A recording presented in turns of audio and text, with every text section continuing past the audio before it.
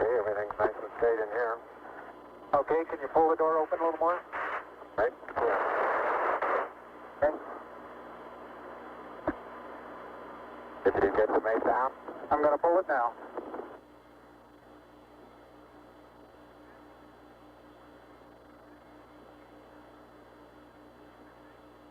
Houston, the Mesa came down. All right. Houston, roger, we copy and we're standing by for your TEV.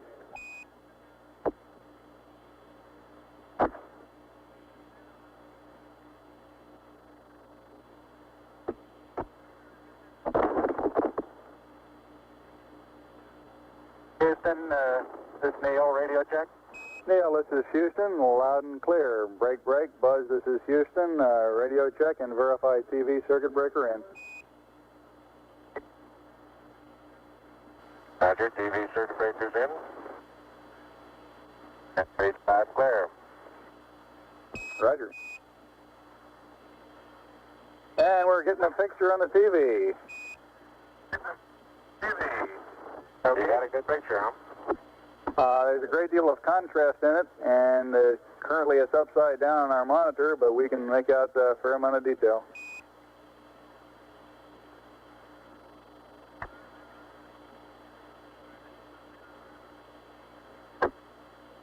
Okay, would you verify the position, the opening I ought to have on the camera? Stand by.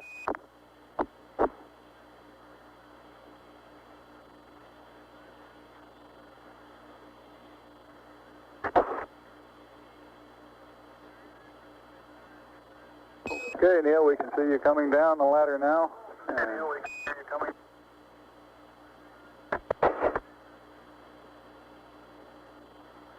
Okay, I just checked getting back up to that first step. That isn't collapsed too far, but it's adequate to get back up. Roger, we copy. It's a pretty good little jump.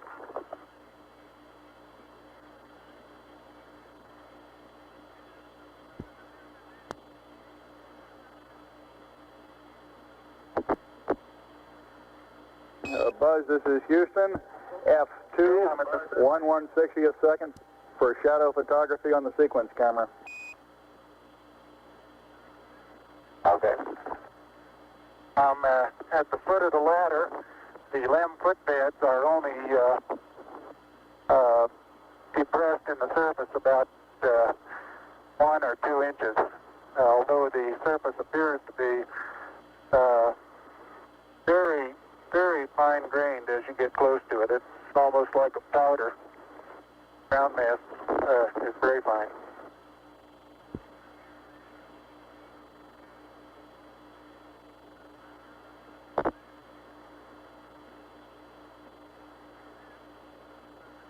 I'm going to step off the LEM now.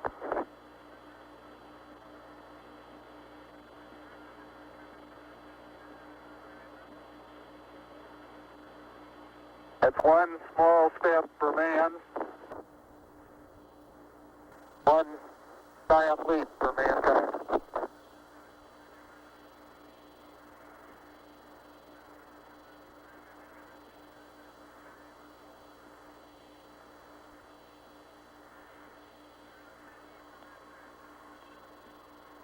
As the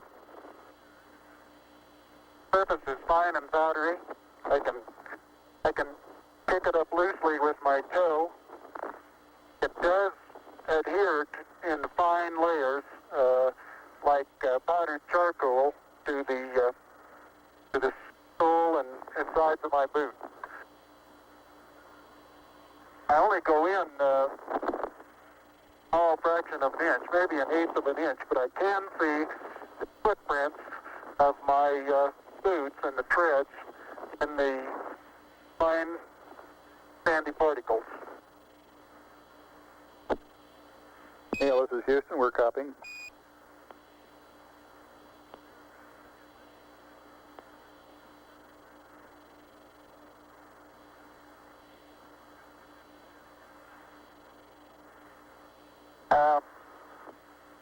There seems to be no difficulty in moving around as we suspected. It's even perhaps easier than the simulations of 16G that we performed in various simulations on the ground. Absolutely no trouble to walk around.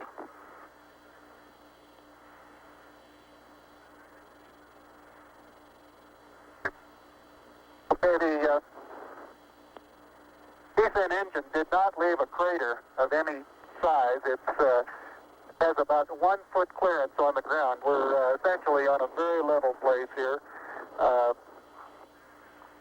I can see some evidence of rays emanating from the descent engine, but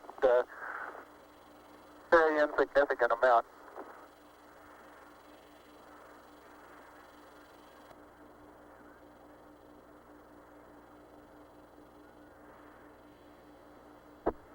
Okay, Buzz, we ready to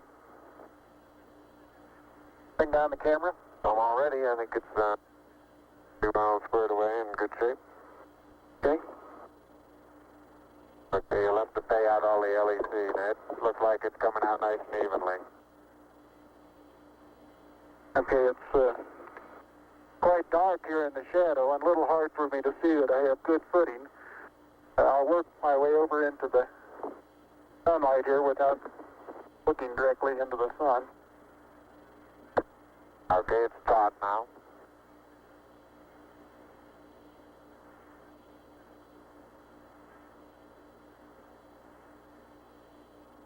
Unofficial time on the first step, 109.2420.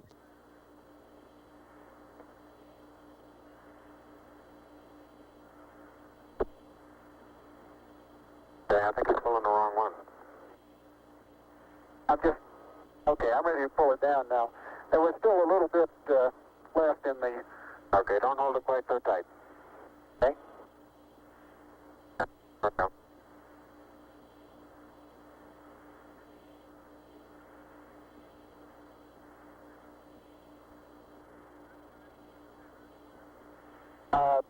Looking up at the limb, I'm standing directly in the shadow now, looking up at Buzz in the windows. And I can see everything quite clearly. The light is sufficiently bright, backlighted into the front of the limb, that everything is very clearly visible.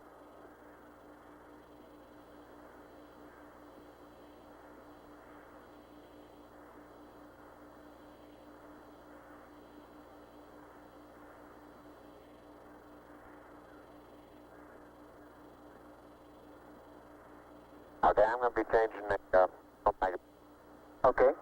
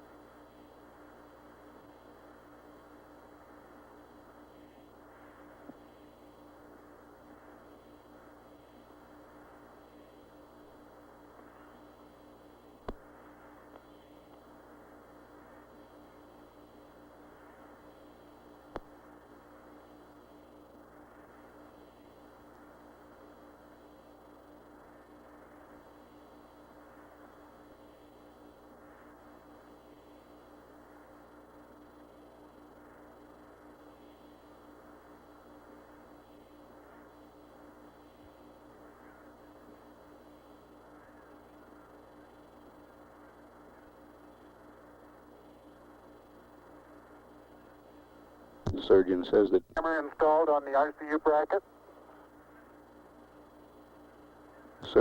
the crew is doing well. Data is good, crew is doing well. And I'm still in the LEC on the secondary stud.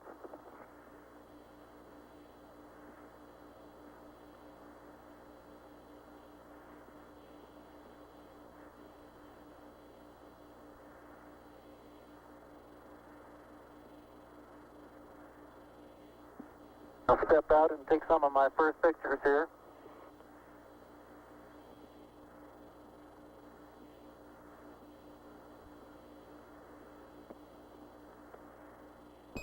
Roger, Neil, we're reading you loud and clear.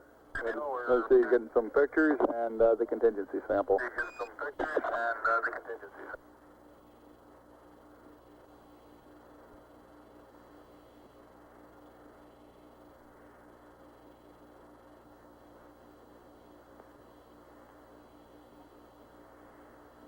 Thirty-five and a half minutes of PLSS time expended now.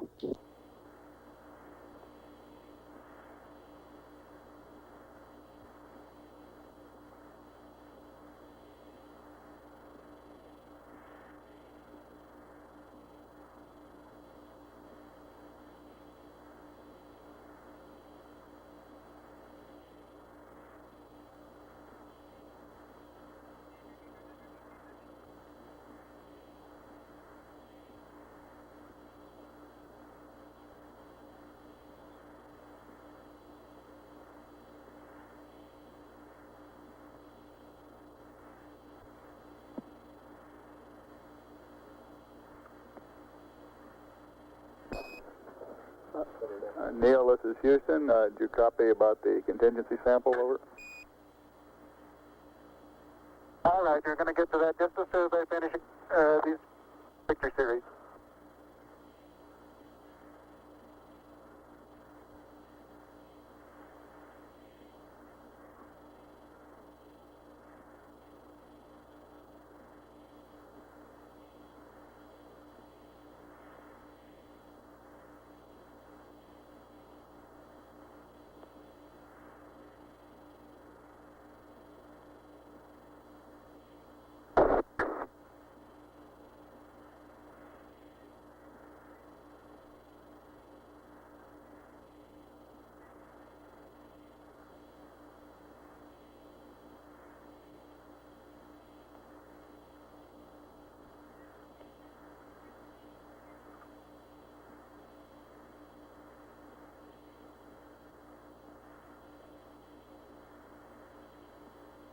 Okay, gonna get the contingency sample there, Neil? All right. Okay, that's good.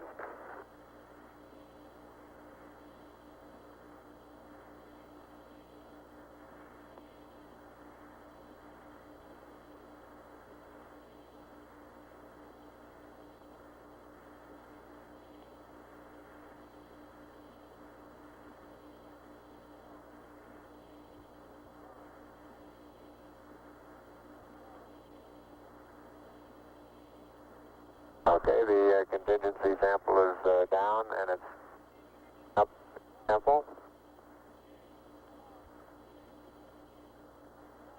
Like it's a little difficult to dig through the initial crust. Very interesting. It's a very soft surface, but here and there where I plug with the contingency sample collector, I run into very hard surface, but it appears to be very cohesive material of the same sort.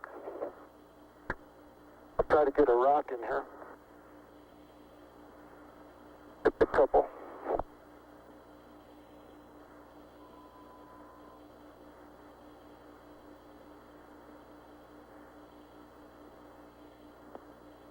Oh, that looks beautiful from here, Neil. It has a stark beauty all its own. It's like much of the high desert of the United States. It's different, but it's very pretty out here. Be advised that a lot of the rock samples out here, the hard rock samples, have what appear to be vesicles in the surface. Also, I'm looking at one now that appears to have some sort of phenocryst. Houston, roger out.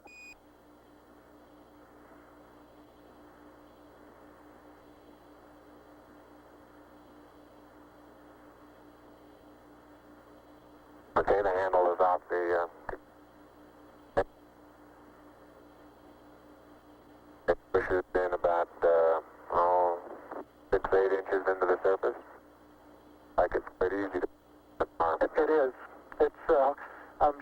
push it in farther, but it's hard for me to bend down farther than that. Now you could throw so You far. can really throw things a long way up here.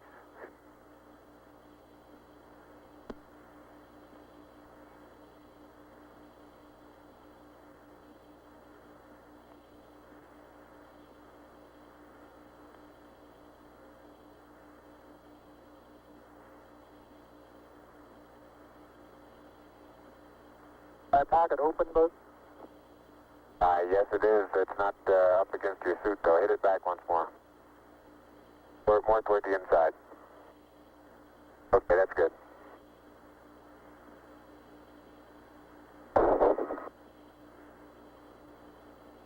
That in the pocket? Yeah, push down. Got it? Now, it's not all the way in. Push it. There you go.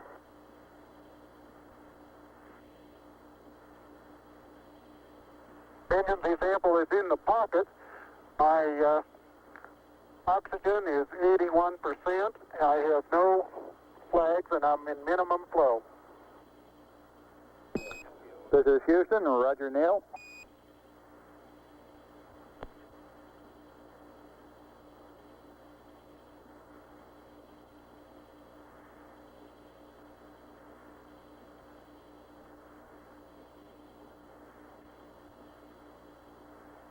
Okay, I got the camera going at 1 frame a second. Okay?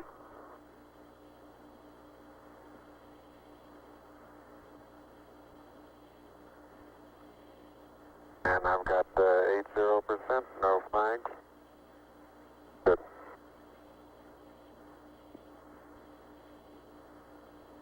Are you getting a TV picture now, Houston? Neil, yes, we are getting a TV picture.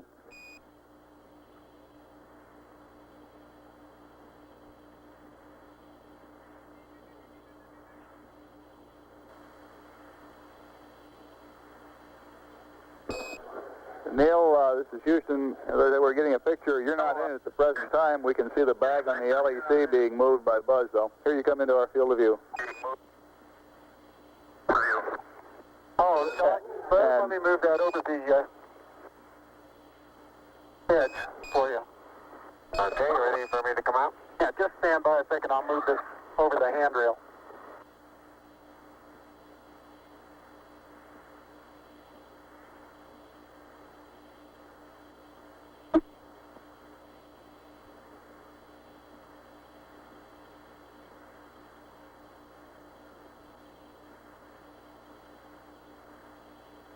Okay?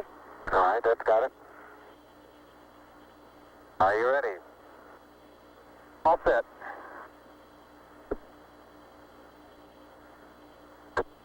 Okay, you saw what difficulties I was having. I'll try to watch your bliss from underneath here.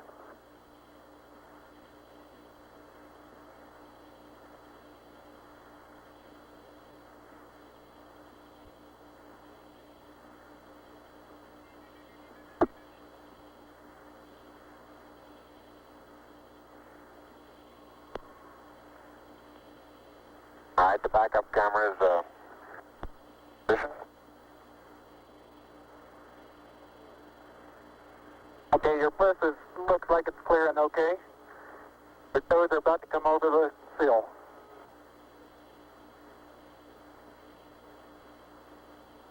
Okay, now drop your bliss down. There you go, you're clear.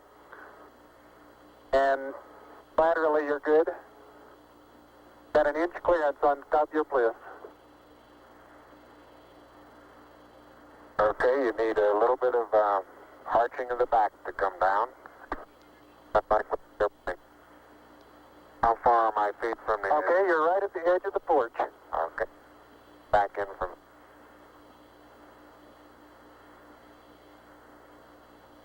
Small little foot movement. Porch. Arching of the back. Moment comes up and clears the bulkhead without any trouble at all. Looks good.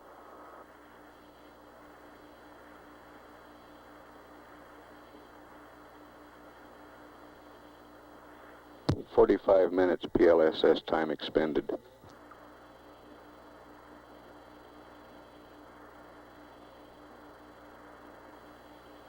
Neil, this is Houston. Based on your camera transfer with the LEC, do you foresee any difficulties in SRC transfer over? Difficulties in SR. Negative. That's the sample return containers, the rock boxes that Capcom... No, I want to back up and partially close the hatch.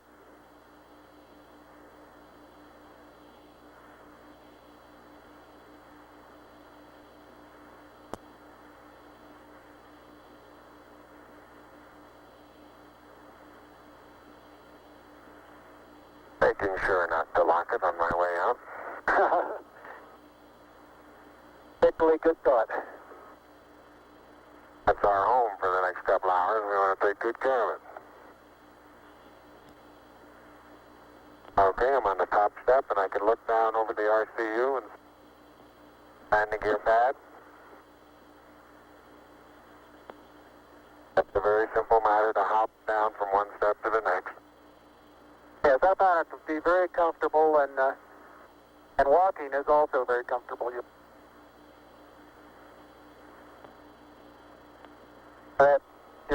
You've got 3 more steps and then a long one.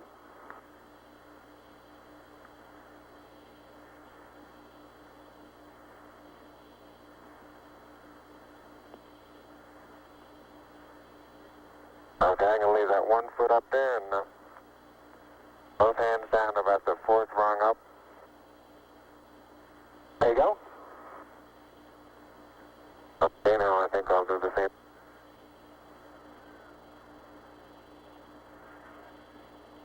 A little more. About another inch. There, you got it? That's a good step. Yep. About a 3-footer.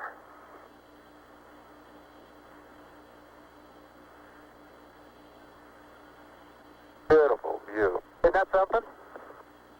Magnificent sight out here. Magnificent desolation.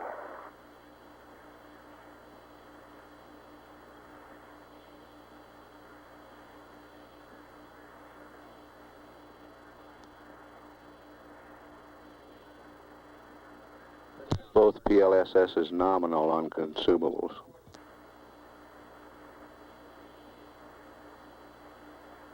Looks like the secondary strut. Have little thermal effects on it right here, Neil. Yeah, I noticed that. Seems to be the worst, although similar effects are on all around.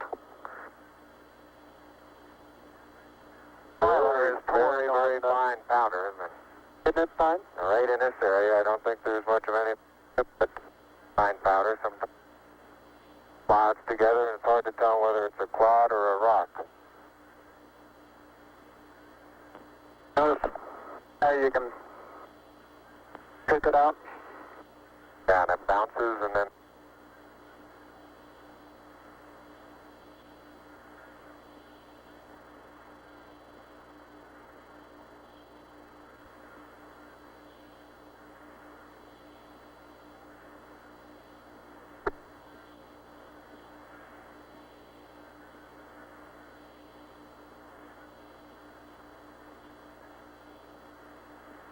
reaching down, fairly easy. Got my suit 30 at this stage.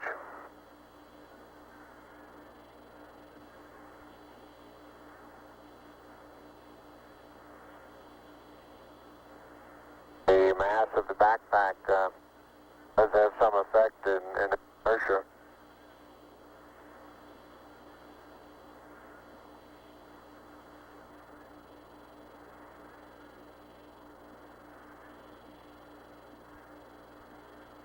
There's a slight tendency I can see now to backwards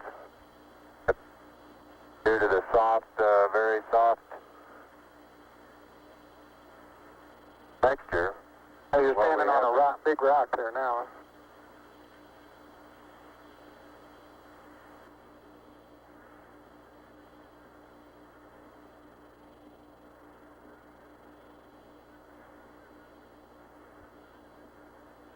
Patcher didn't.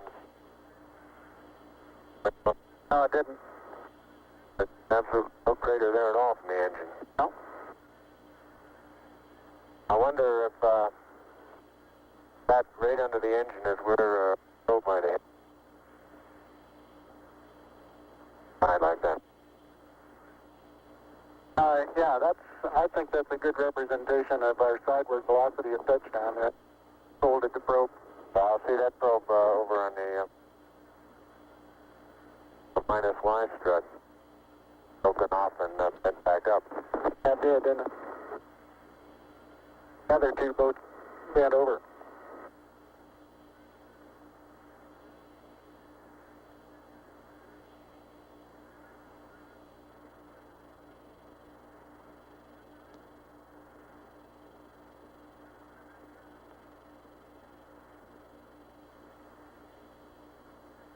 Can't say too much for the visibility right here without the visor up.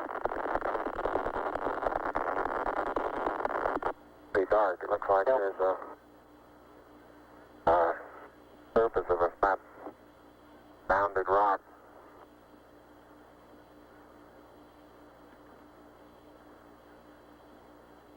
And incidentally, these rocks, very powdery surface.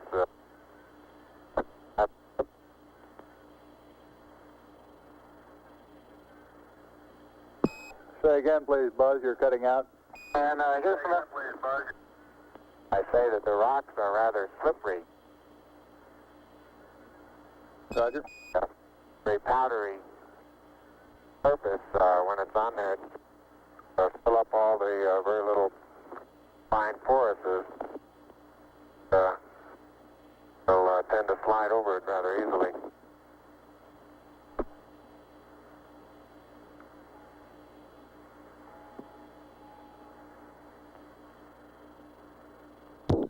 Neil Armstrong getting ready to move the TV camera now out to its panorama position. Traction seems quite good. Particular area.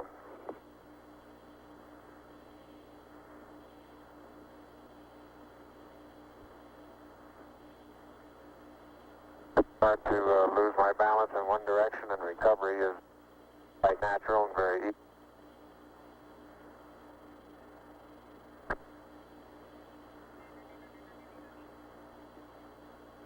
And moving arms around, Jack doesn't off the surface. Not quite that light-footed. And I have the insulation off the Mesa now. The Mesa seems to be in good shape. You have to be careful that you're leaning in the direction you want to go, otherwise you slightly inebriate. In other words, you have to cross your foot over to stay underneath where your center of mass is.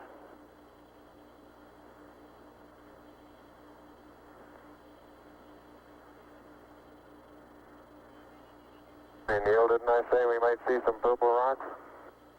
Find a purple rock? Yep.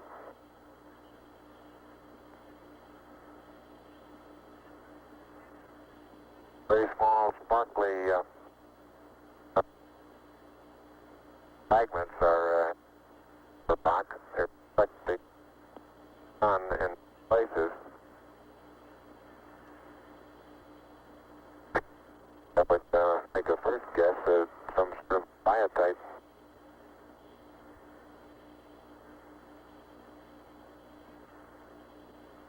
We'll leave that to the further analysis.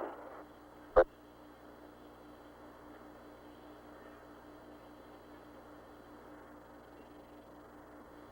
soil compacts underneath.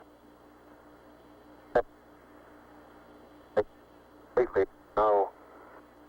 You don't sink down more than a quarter of an inch.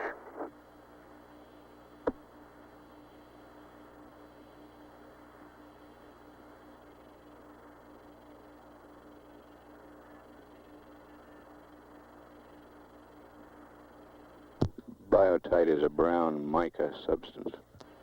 Okay, Houston, I'm going to change lenses on you.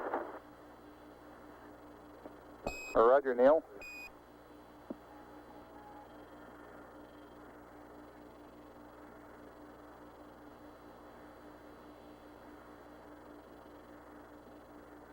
Life support consumables still looking good.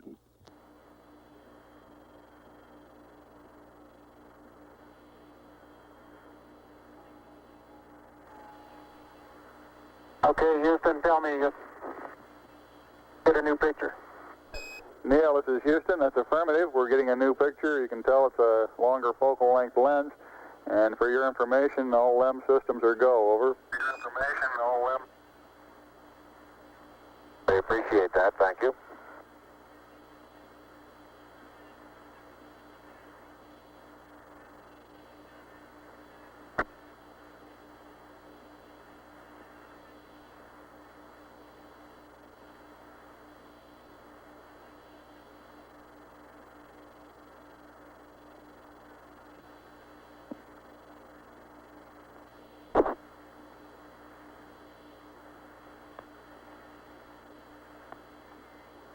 Is now unveiling the plaque that is.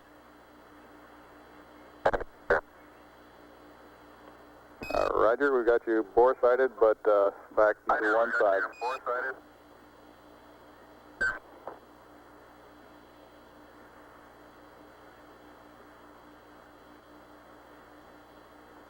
For those who haven't read the plaque, we'll read the plaque that's on the front landing gear of this LEM. There's two hemispheres, one showing each of the two hemispheres of Earth. Underneath it says, "Dear men from the planet Earth, first set foot upon the moon, July 1969 AD. We came in peace for all mankind." It has the crew members' signatures and the signature of the President of the United States.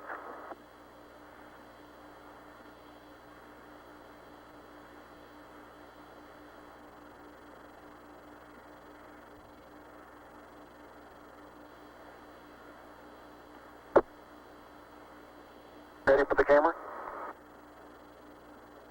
I'll get it. No, you're taking TV on now. Touch the LEC there.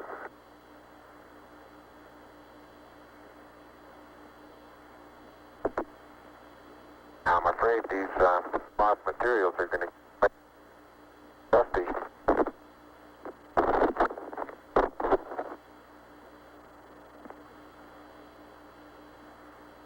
The surface material, powdery. I don't know how good your lens is, but if you can touches, like gloves.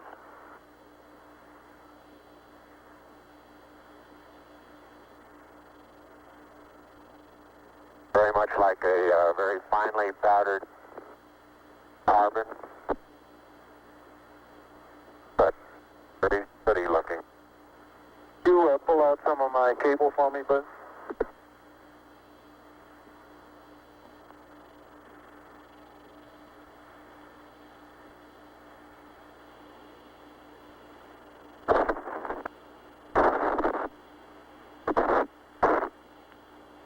Houston, how close are you able to get things in focus? This is Houston. We can see Buzz's right hand. It's somewhat out of focus. I'd say we were focusing down to probably about 8 inches to a foot behind the position of his hand when he was pulling out the cable.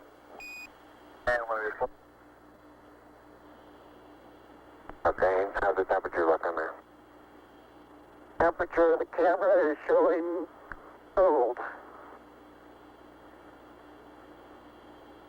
I'm a little cool. I think I'll take.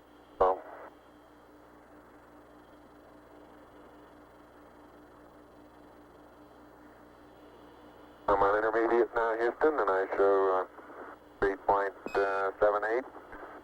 No flags, 74. Houston, roger out. And we'll probably need a little Distance, back location, television camera.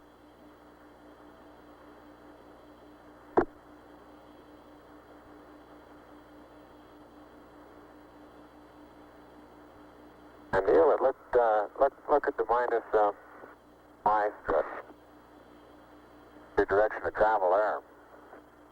Traveling from right to left. Right. So this one over here underneath the methane engine where the probe first hit. Minus my probe first hit. I got plenty of cable. You got plenty more.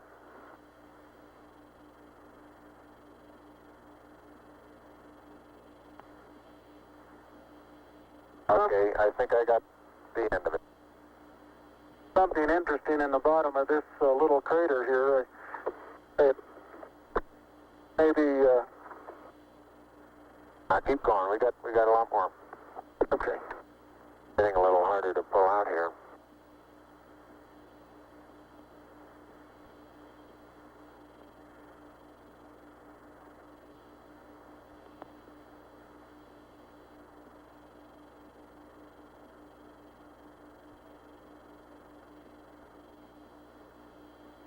If you stand on the ladder facing forward, the minus Y strut is the landing gear to your left. Say I am, Buzz.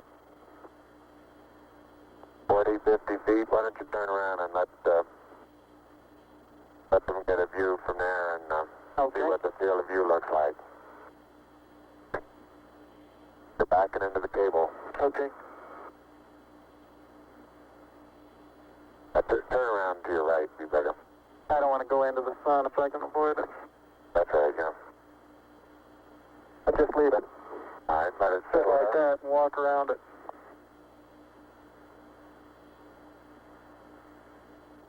Houston, how's that field of view going to be? Pick up the mesa far away? Right.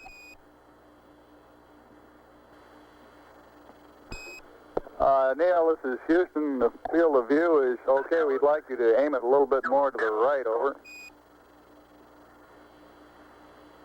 Okay. Okay, that's all the cable we have. All the way out. I'll start working on the shoulder. A little bit too much to the right. Can you bring it back left about 4 or 5 degrees?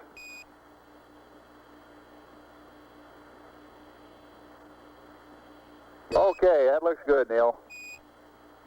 Hey, that looks good, Neil. Okay, now, think I ought to be farther away or closer? Can't get too much further away. Let's try it like that for a while. I'll get a couple panoramas with it here. Roger, you look okay as far as distance goes, Neil, and we'll line you up again when you finish the panorama. You're going too fast on the panorama sweep. You're going to have to stop for... I haven't stopped. I haven't set it down yet. That's the first picture in the panorama. Right there. Roger.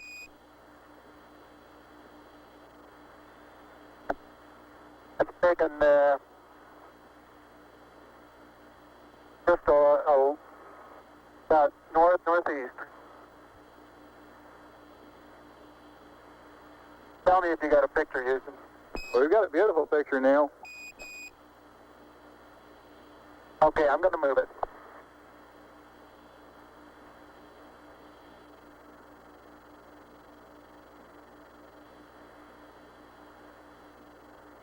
Okay, there's another good one.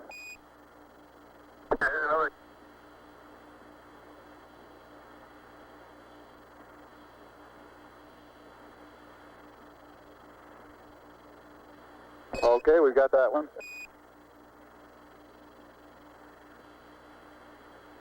Okay, now this one's right down sun, straight west. And I want to know if you can see an angular rock in the foreground. Roger, we have a large angular rock in the foreground, and it looks like a much smaller rock a couple of inches to the left of it, over. Right, and then on beyond it about 10 feet is an even larger rock that's very rounded.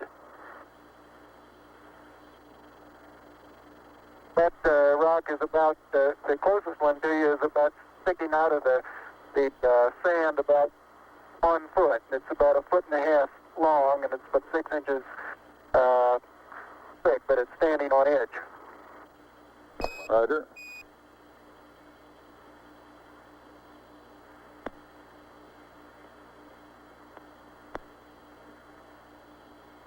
Okay, Neil, I've got the table out. The bag deployed. We got this view, Neil.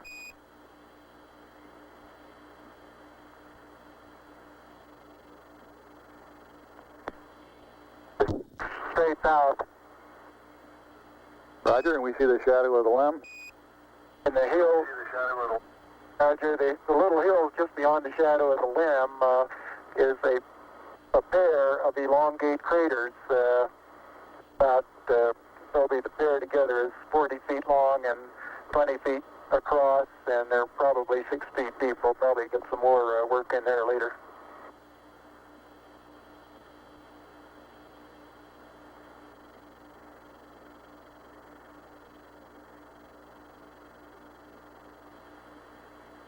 Roger, and we see Buzz going about his work. How's that for a final? For a final orientation, we'd like it to come left about 5 degrees, over.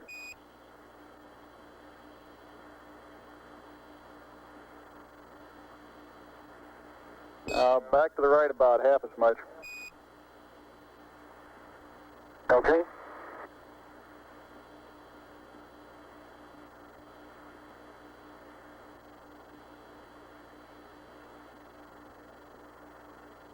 Okay, that looks good there, Neil. Yeah, it looks good there. Okay.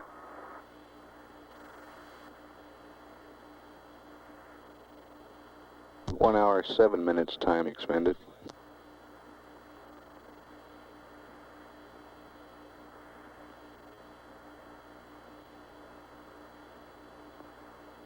Okay, you can make a mark, Houston.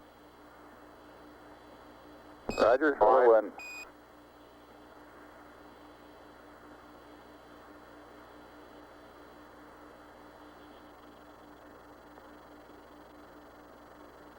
And incidentally, you can use the shadow that the staff makes to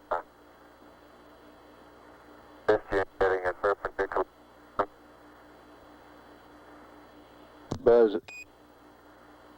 Buzz is erecting the solar wind experiment now.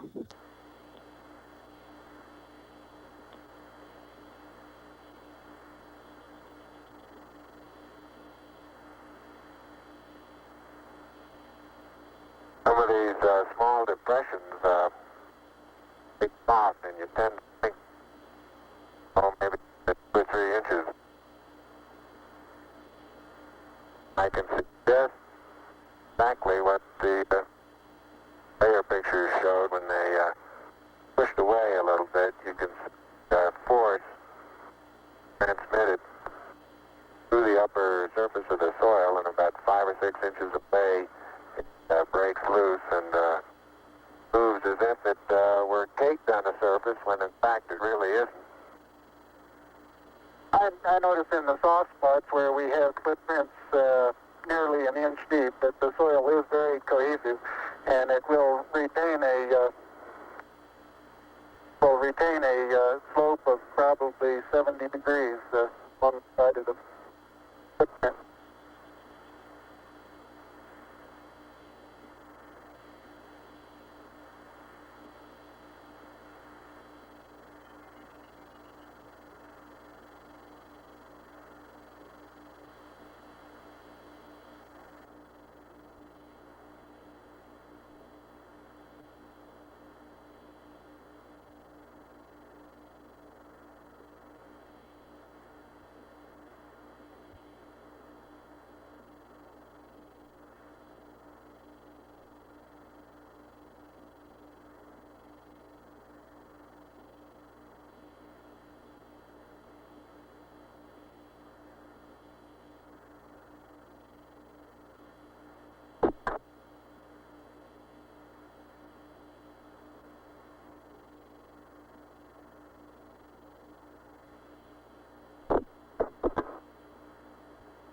All limb systems still looking good.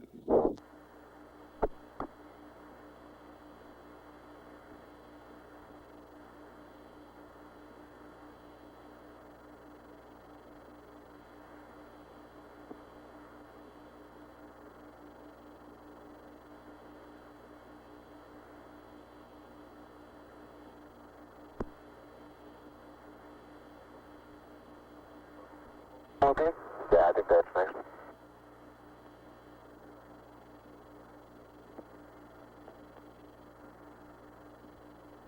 Dead end, come on.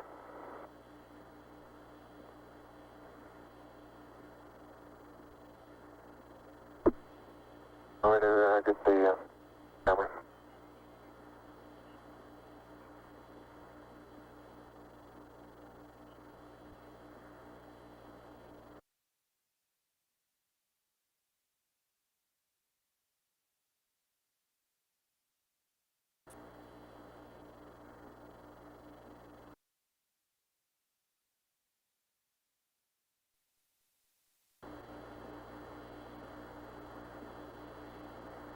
Head up to the rocker.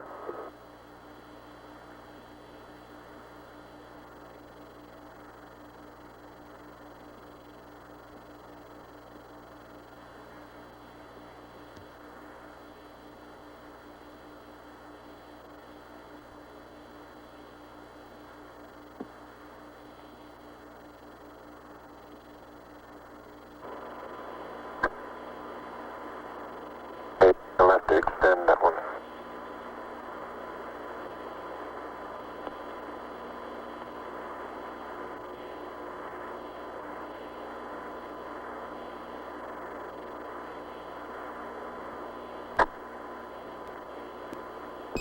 Columbia, Columbia, this is Houston, ALS, over.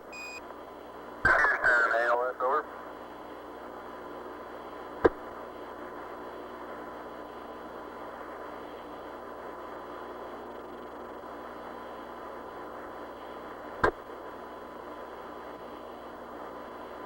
Neil Armstrong's been on the lunar surface now almost 45 minutes. Thanks, man. I don't have a camera.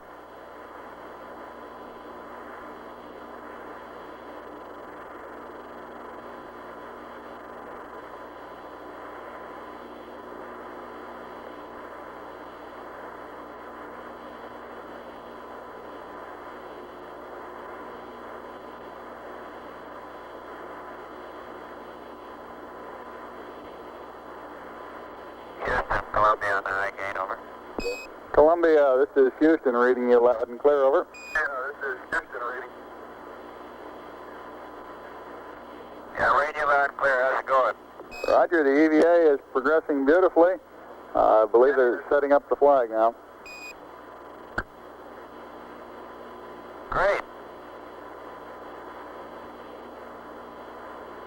I guess you're about the only person around that doesn't have TV coverage of the scene. That's all right. I don't mind a bit.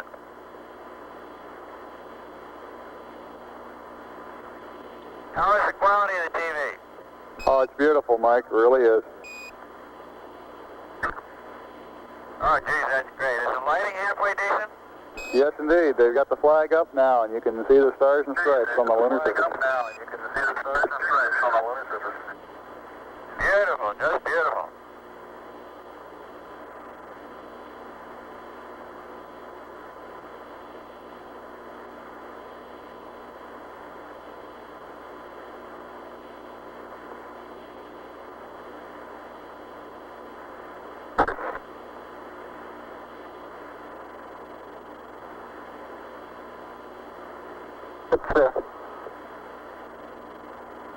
See if you can pull that end off a little bit. Straighten that end up a little.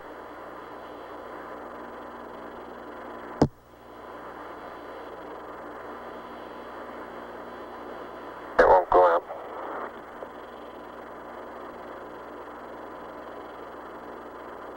Okay.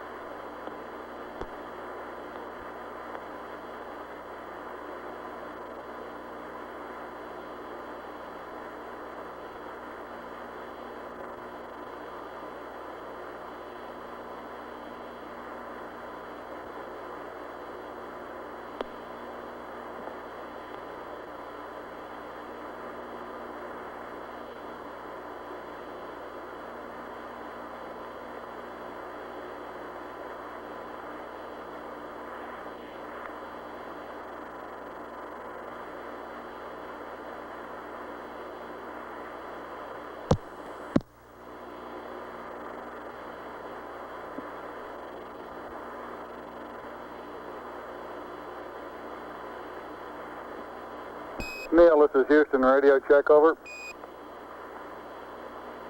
All right, you're Houston, loud and clear. Roger out. Loud and clear, Houston. Roger, Buzz.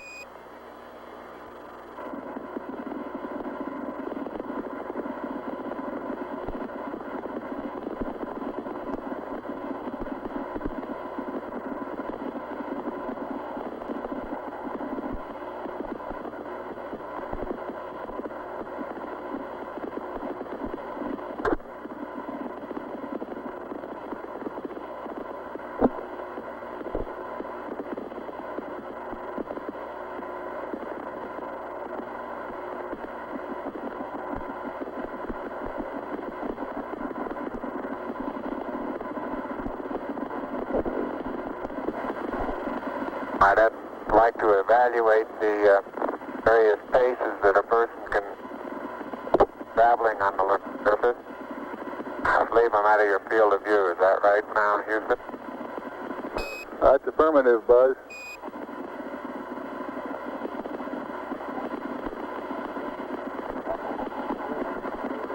You're in our field of view now. You do have to be. All right, you do have to be rather careful to keep track of where your center of mass is. Sometimes it takes about 2 or 3 paces to make sure that you've got your feet underneath you.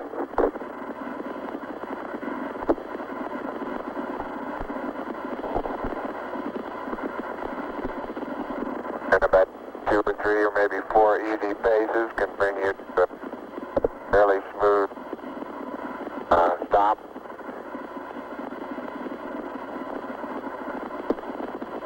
Direction. Like a football player, you just have to put out to the side and cut a little bit.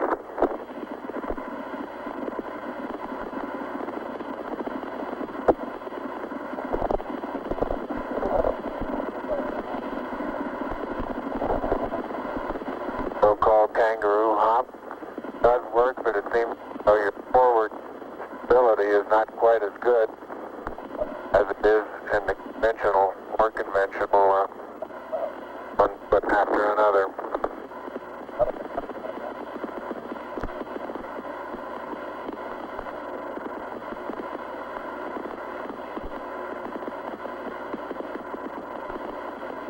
As far as saying what a sane pace might be, I think the one that I'm using now would get rather tiring after several hundred. But this may be a function of the suit as well as lack of gravity force here.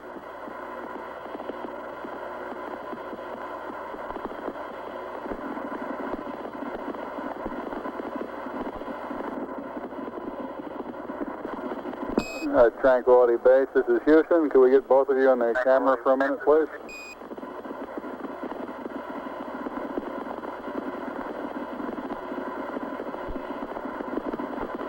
Say again, Houston? Roger, we'd like to get both of you in the field of view of the camera for a minute.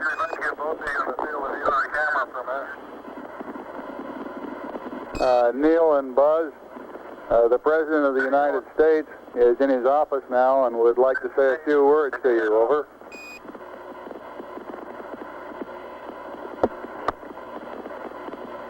That would be an honor. Go ahead, Mr. President. This is Houston out. Hello, Neil and Buzz. I'm talking to you by telephone from the Oval Room at the White House. And this certainly has to be the most historic telephone call ever made. I just can't tell you how proud we all are of what you do. For every American, this has to be the proudest day of our lives. And for people all over the world, I am sure they too join with Americans in recognizing what an immense feat this is. Because of what you have done, the heavens have become a part of man's world. And as you talk to us from the Sea of Tranquility, it inspires us to redouble our efforts to bring peace and tranquility to Earth. For one priceless moment, in the whole history of man, all the people on this earth are truly one. One in their pride in what you have done, and one in our prayers that you will return safely to earth.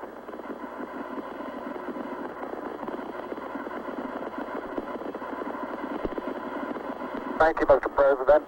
It's a great honor and privilege for us to be here representing not only the United States, but men of peace of all nations, men with interest and a curiosity, and men with a vision for the future. Honor for us to be able to participate here today. And thank you very much, and I look forward, all of us look forward to seeing you on the Hornet on Thursday. Look forward to that very much, sir.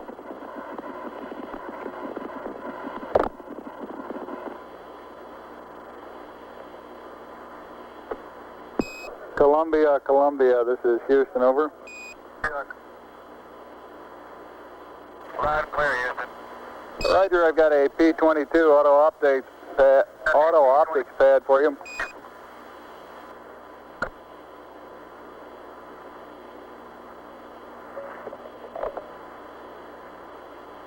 Roger, go ahead.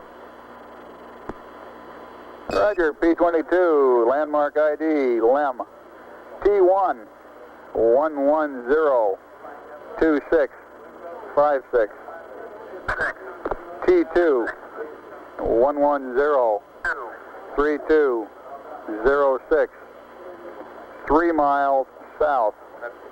Time of closest approach 1103340.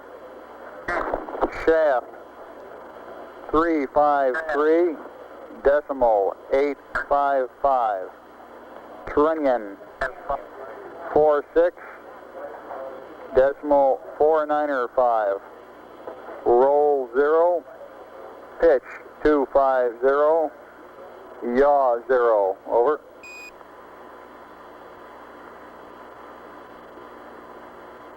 Roger, thank you. Read back now required. Roger, out.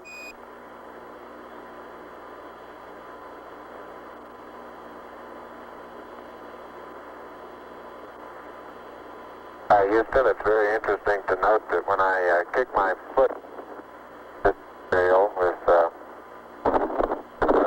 no atmosphere here in this cavity, they seem to leave, and most of them have about the same angle of departure and velocity. Where I stand, the large portion of them will impact at a certain distance out. There are several certain percentage, of course, that will impact different regions out, but it's highly dependent upon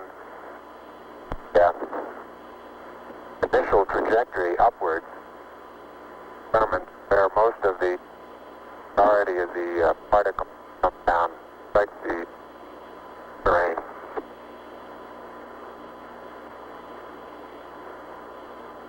Roger, Buzz, and break, Columbia, this is Houston. When you track out of high gain antenna limits, request Omni Delta, over. Oh, man. I've noticed several times in going from the sunlight into the shadow that just as I go in, I catch an additional reflection off the LEM, along with the reflection off my face onto the visor, makes visibility very poor just at the transition sunlight into the shadow. I essentially have so much glare coming onto my visor, I'm under shadow until helmet actually gets shadow, and then it takes a short while for my eyes to adapt to lighting conditions. Inside the shadow area, visibility, as we've said before, is not too great, but both visors up, we can certainly get what sort of footprints we have and the minimal condition of the soil. Again, after being out in the sunlight a mile, it takes watch it, Neil. Neil, you're on the cable. Okay. Yeah, lift up your right foot. Right foot. It's still, your toe is still hooked in it. That one? Yeah, it's still hooked in it. Wait a minute. Okay, you're clear now. Thank you. Let's move that over this way. Neil Armstrong has the scoop for the bulk sample collection.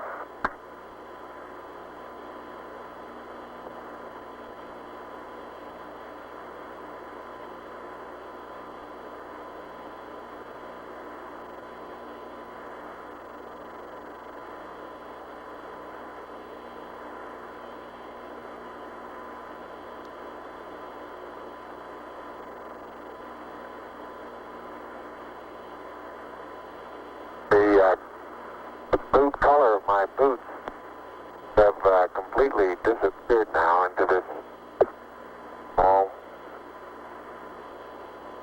Still don't know exactly what color to describe this other than grayish cocoa color. Seems to be covering most of the wider part of the boot. Color that had very fine particles.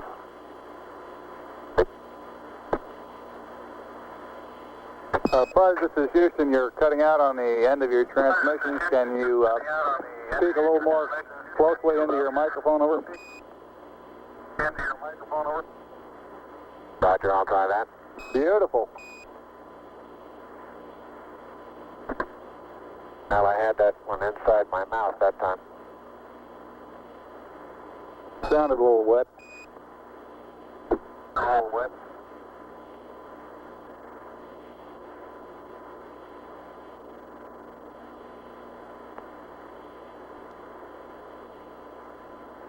Neil's been on the surface an hour now.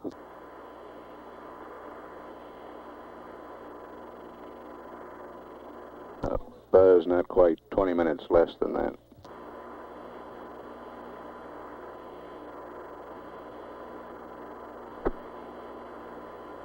In general, time spent in the shadow doesn't seem to have any thermal effects that we feel inside the suit. There is a difference, of course, in the coming radiation and the helmet, so I think there's a tendency to feel a little cooler in the shadow than we feel out in the sun.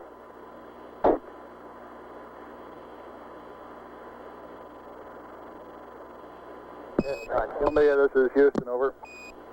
Columbia, this is Houston, over.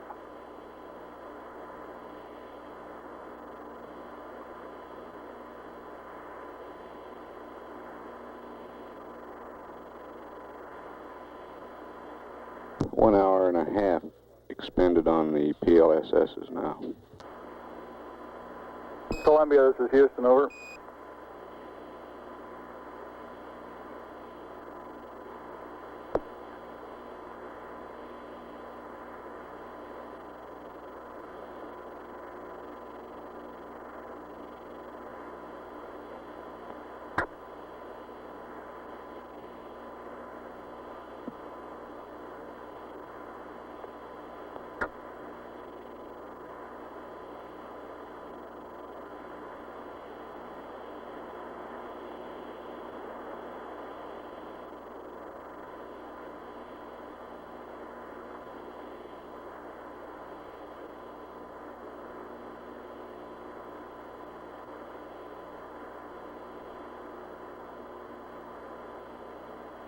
Columbia, this is Houston, over.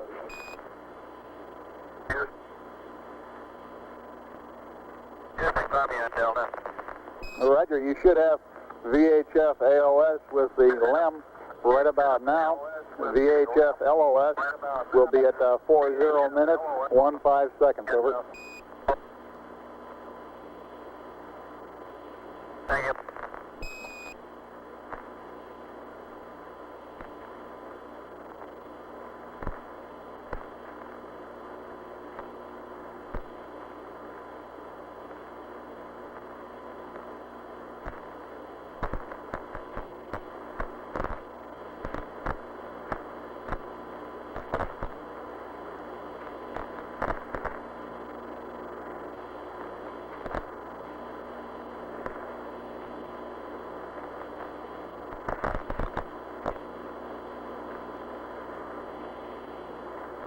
Heart rates on both crewmen averaging between 90 and 100.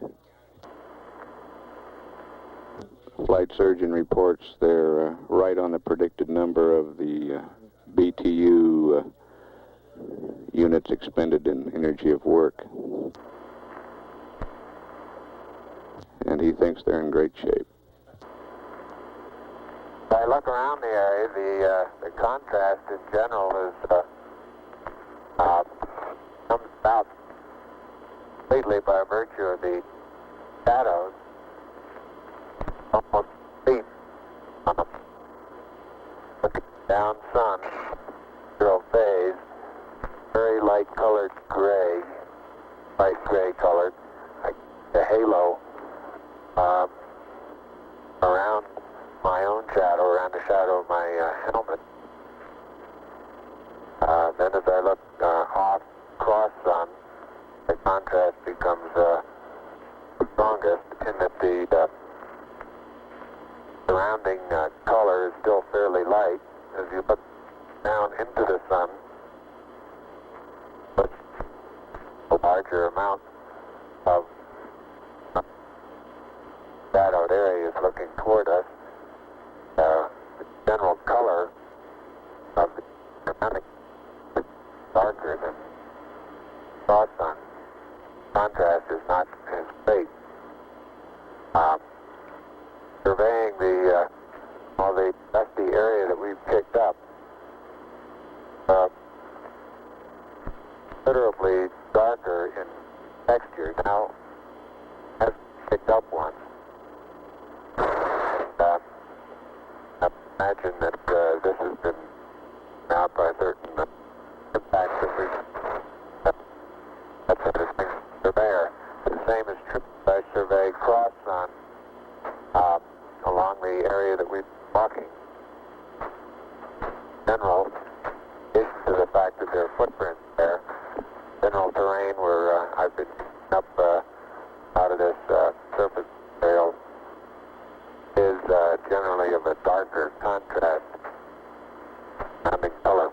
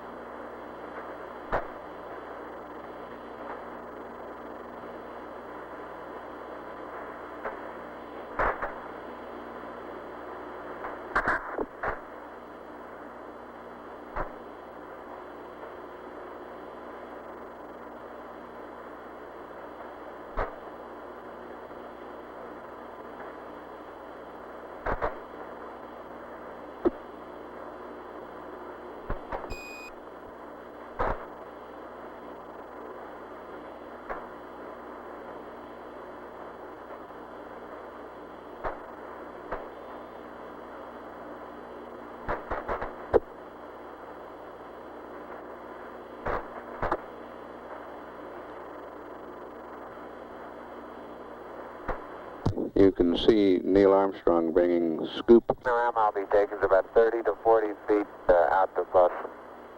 But Say again, which strut, please, Buzz? So it seems the plus V strut. Roger. And, right in this area there are two craters. The one that's right in front of me now as I look off in about the 11 o'clock position from spacecraft, about 30 to 35 feet across, and several rocks and boulders 6, 8 inches across, different sizes.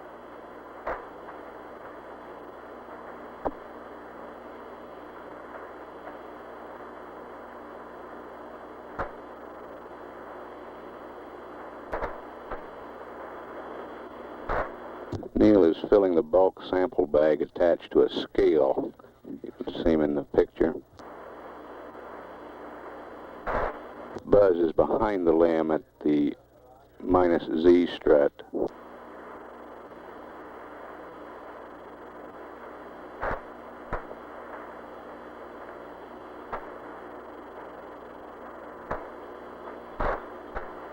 That's the landing gear directly opposite the ladder.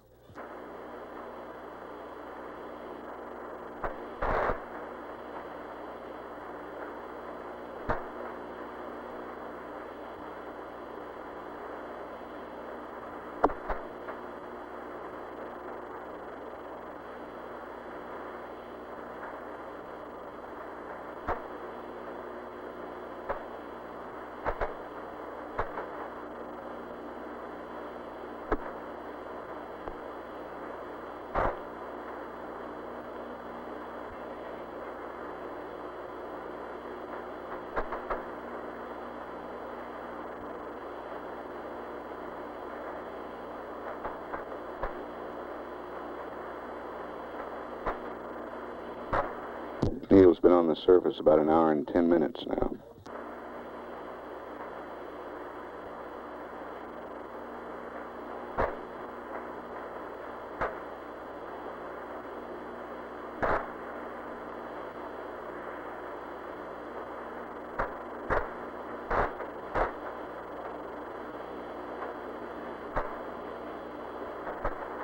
I'm now in the area of the minus Y strut. Taking some second photograph.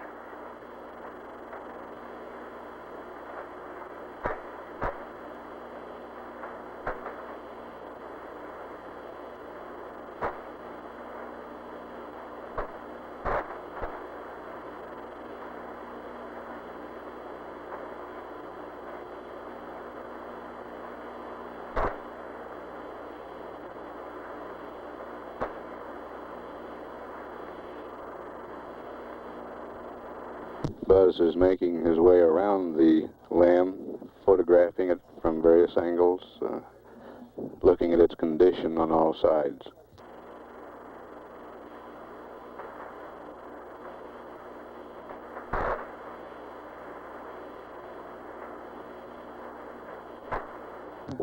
Neil's still occupied with the bulk sample.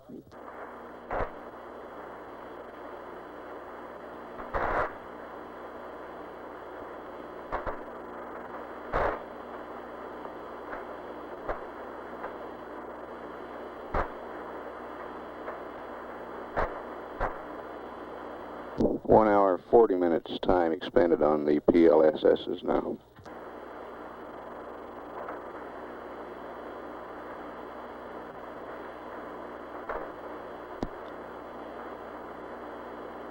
How's the bulk sample coming, Neil? Bulk sample is just being sealed.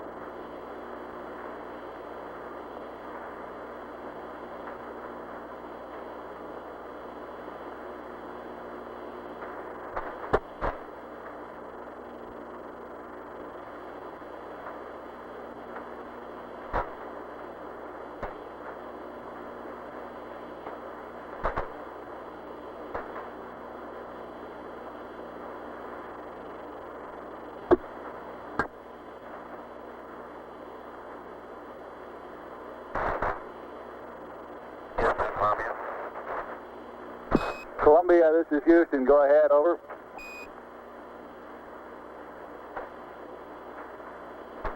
Roger, no marks on the left that time. I did see a suspiciously small white object whose coordinates are.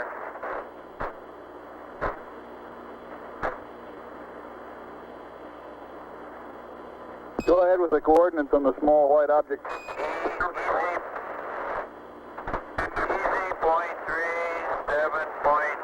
But I'm sure the gentleman is right on the southwest rim of a crater. I think they would know it if they were in such a location. It looks like their limb would be pitched up quite a degree. It's on the southwest wall of a smallish crater.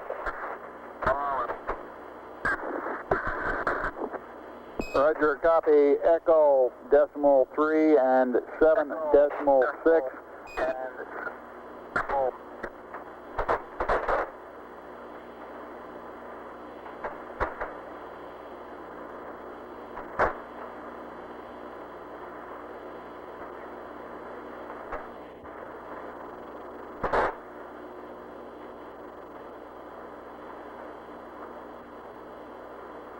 And Columbia, this is Houston. While I'm talking to you, LOS will be at 111 19er 31.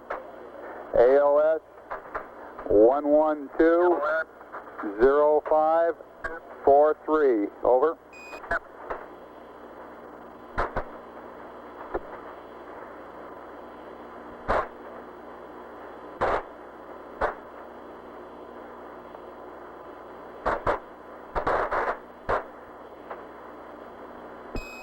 Columbia, this is Houston. Did you copy LOS, AOS times? Over. Copy.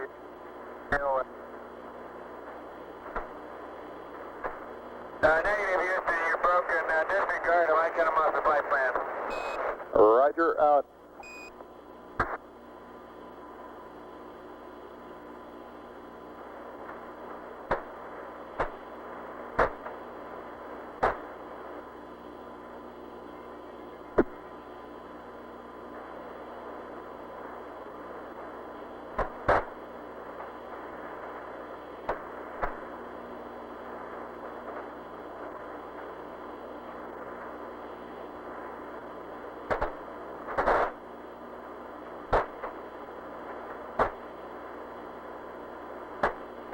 The DOS deflector that's mounted on quad 1 seems to be a good bit more wrinkled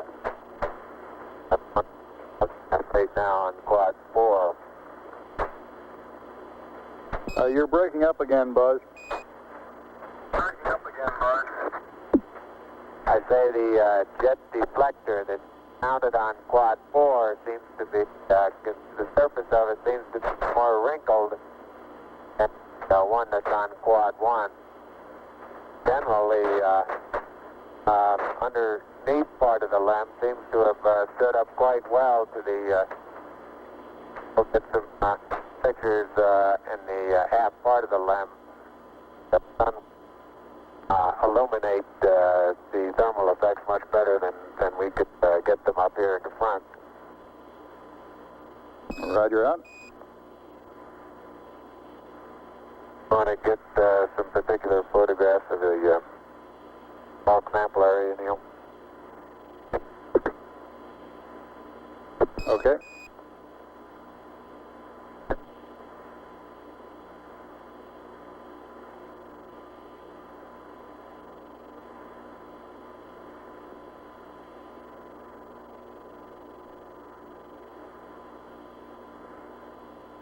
And Houston, Buzz here, I'm showing 3.78 SI.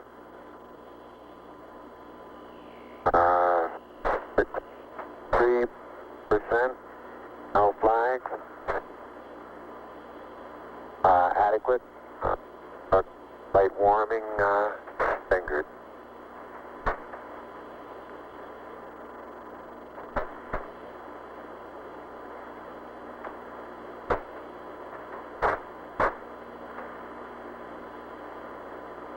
Roger, and Neil has 66%, O2, no flags, minimum cooling, and the suit pressure is 382. Houston, roger, out.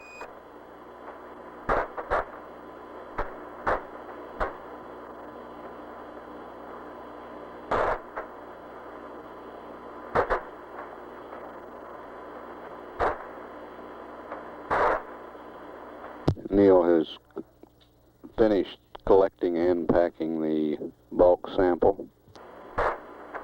Buzz, this is Houston. Have you removed the close-up camera from the Mesa yet? Over.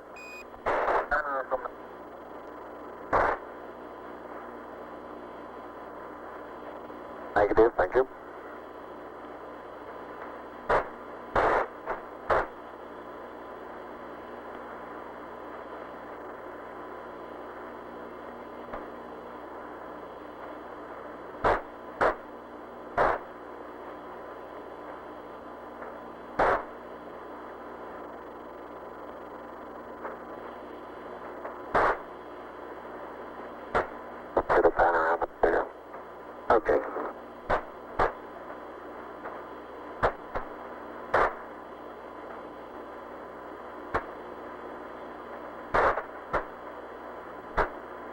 Got it? Got it.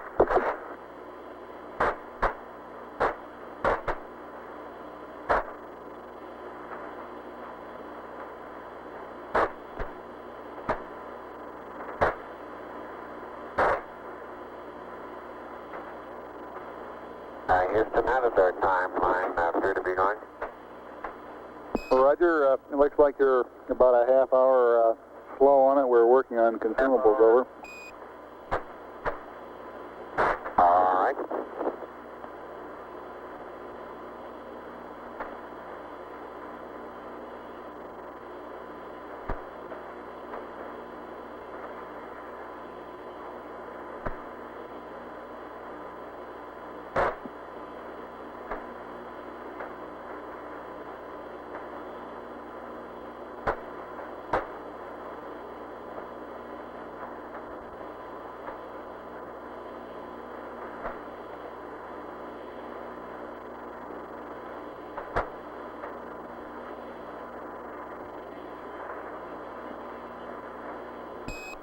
Neil and Buzz, this is Houston. To clarify my last, your consumables are in good shape at this time. The 30-minute reference was with respect to the nominal timeline, over. Roger, I understand that.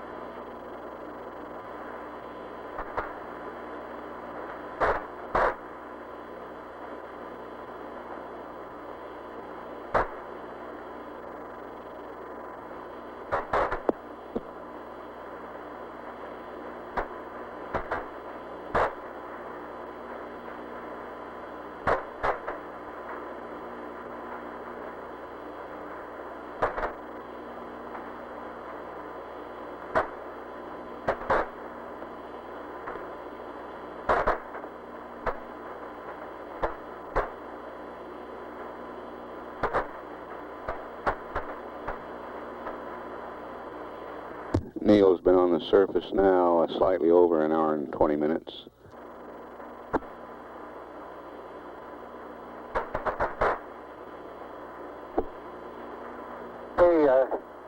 Don't note any abnormalities in the limb.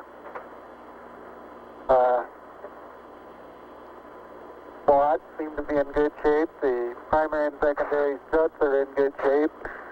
Antennas are all in place.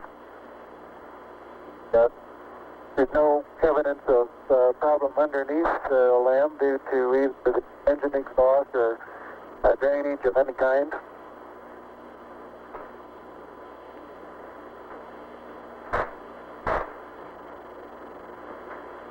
Roger, out. It's very surprising, very surprising lack of penetration of all four of the foot pads.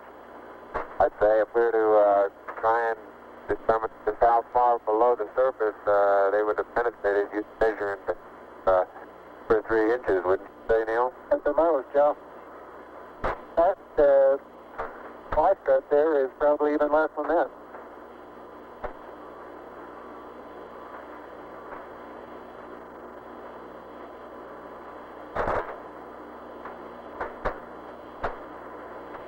All right, great job.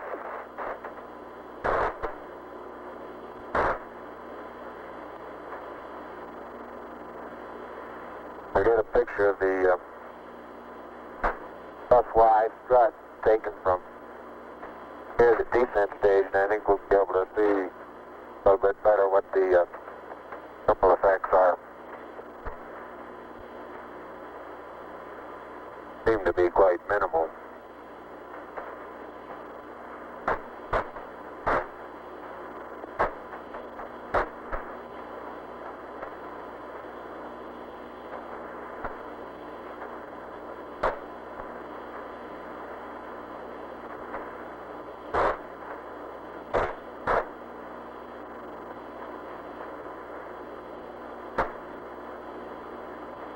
picture taken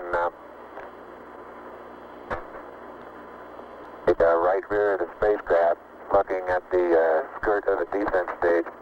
So a slight darkening of the surface color, a rather minimal amount of radiating or etching away or erosion of the surface.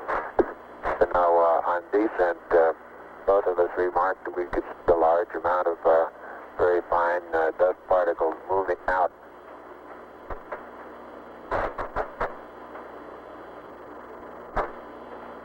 It was reported beforehand that we would probably see an outgassing from the surface after actual engine shutdown, but I recall I was unable to verify that.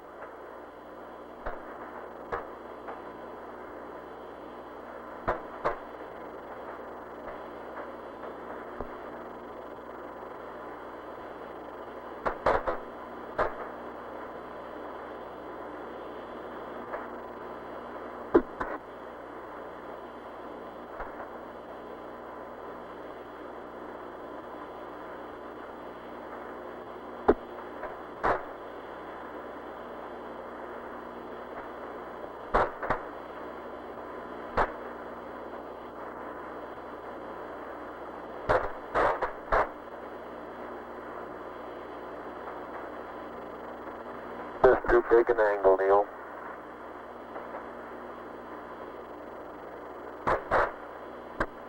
Yep. I think you're right.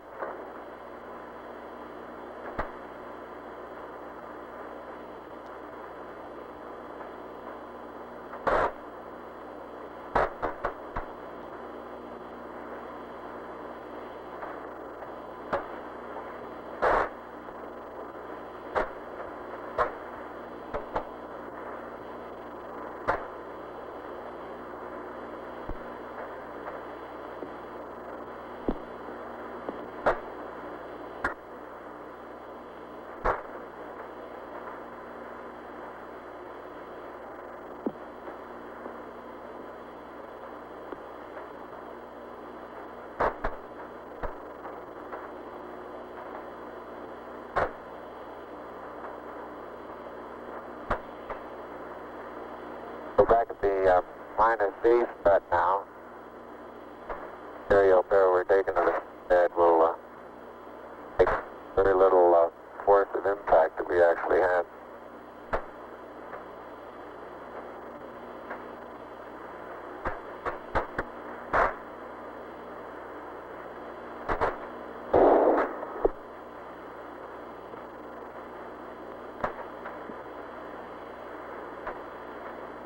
And Neil, if you'll take the camera, I'll okay to work on the SEQ bay. Okay. Columbia, Columbia, this is Houston. I noticed that. Columbia, this is Houston. Go ahead, bud. Okay.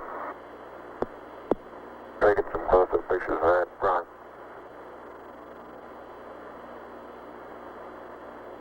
I was saying that Houston stop and take a photograph of something and then want to start moving again sideways. Quite a tendency to start doing it with just gradual sideways hops because you start getting momentum. Roger.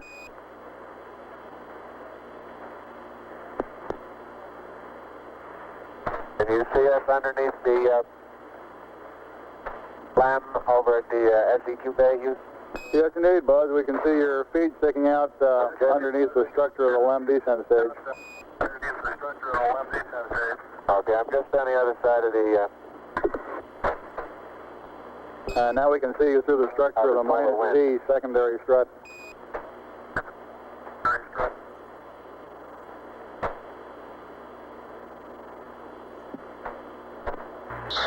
The SEQ bay We don't necessarily need one high gain, but we're going to lose him scientific altogether. experiments to be left on the surface of the moon. The laser reflector. They're open, and it looks like they're going to stay up without any problem.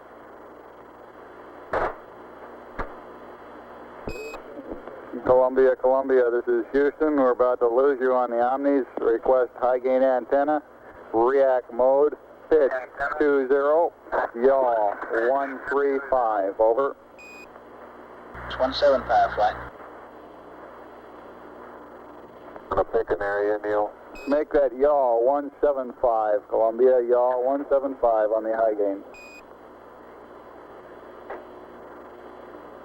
Columbia's locked up on the high gain, Houston. Roger out. Sergeant, full flight. Go flight. How you doing? Good, real fine. They're still working below the predicted curve now. EMU flight. Go ahead, flight. How you doing? We're getting an update here in a minute. I'll get it to you in a second. All right.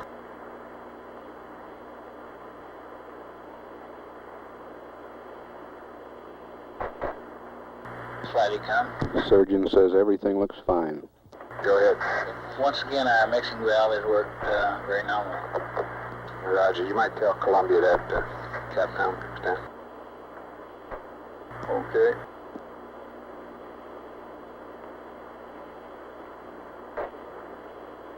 Yes. He can if he's watching it. He may not be watching it at the time. An hour and a half of lunar surface time. I'm talking to Ecom. He says that if Columbia is watching it on board, he can see it. Do you think we ought to tell him about it anyway? Over? No, disregard. Roger.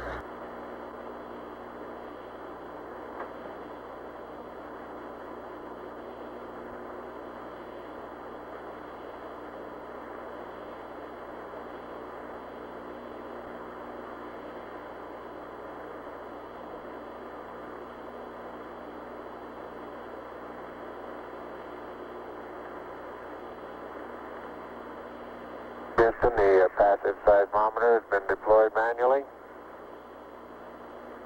Roger.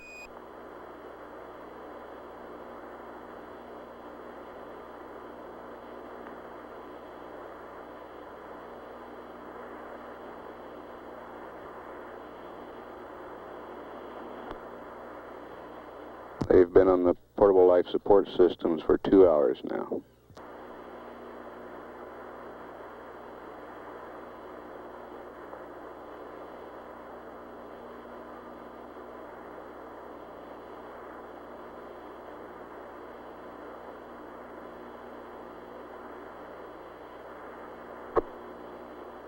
And the manual deployment of the LR cubed little spring that's at the end of the string pulled off of the pit fin.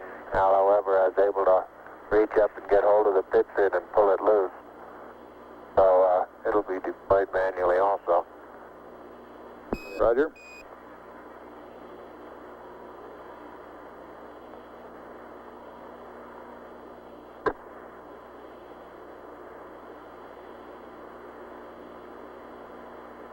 And the panorama is complete in the limb, not the limb, 730 position at about 60 feet.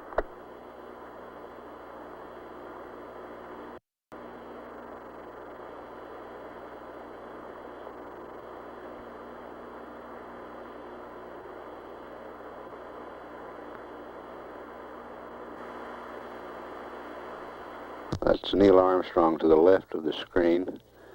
By that. Doors are closed and locked. Roger.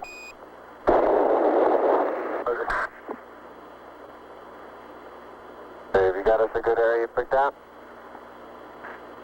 Yeah, I think right out on that rise out there is probably as good as any. FBL, meet guidance, smoker down. Right over here. But probably stay on the high ground there and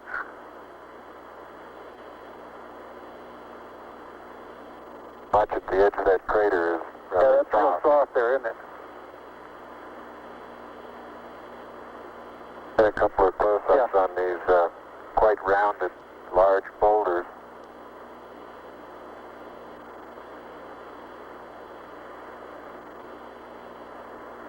Buzz Aldrin coming into view on the right, carrying the two experiments.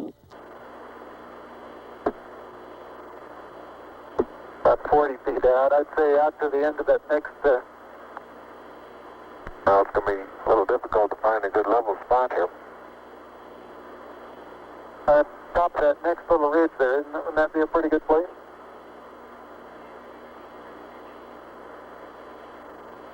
Okay, how about I put the LR cube right about here? All right. And, I'm going to have to get on the other side of this rock here.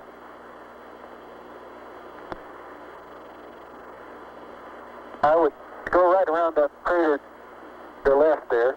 Isn't that a level spot there? I think this right here is just the level. Okay.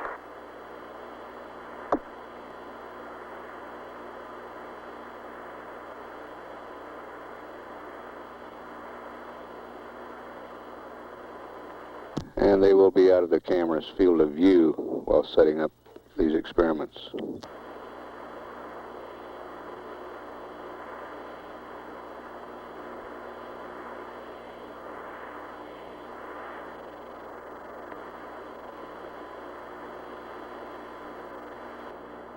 The boulders look like basalt, and they have probably 2% white minerals in them, white crystals. And the thing that I reported as vesicular before, I don't believe I believe that anymore. I think it's small craters. They look like little impact craters where BB shot has hit the surface.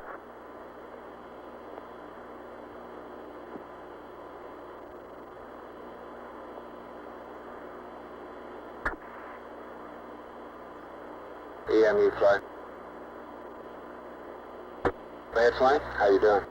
Okay, it looks like we recovered a little bit. We've got about 15 minutes, and for the extension, be on the 240. Consumable-wise, how you counting the 240? Where'd you start? The clock up. Are you on the clock up front? Roger. That's the one that was started when he Buzz hacked his watch. Depressurize the cabin, Roger. We just keep slipping the activities back and projecting our profiles. And the current rate right now is around 15 minutes beyond 240. Okay, and you're going with that clock up there? That's fine.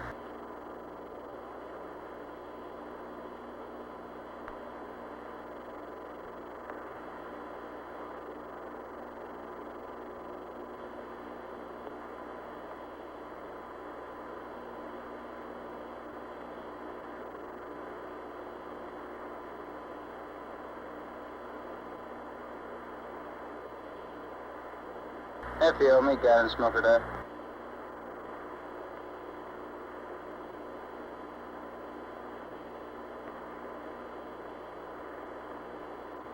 Hi, Houston, I have the seismic experiment flipped over now, and I'm aligning it with the sun. I'm having a little bit of difficulty getting the beef go in the center. Wants to move around and around on the outside. Find any spot, any hole. You're cutting out again, Buzz.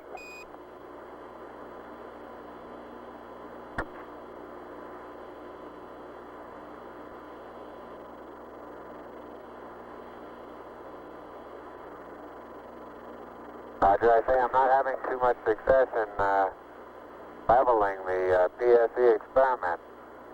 Flight experiments. The main thing is get the ball off the edge. Get what? Get the ball off the edge. It does not necessarily have to be centered if you can't center it. Get the ball off the edge. Yeah, he said he was having trouble getting it off the outside at all. I thought he said getting out center. I miscopied then. So it seemed to be going around the outside.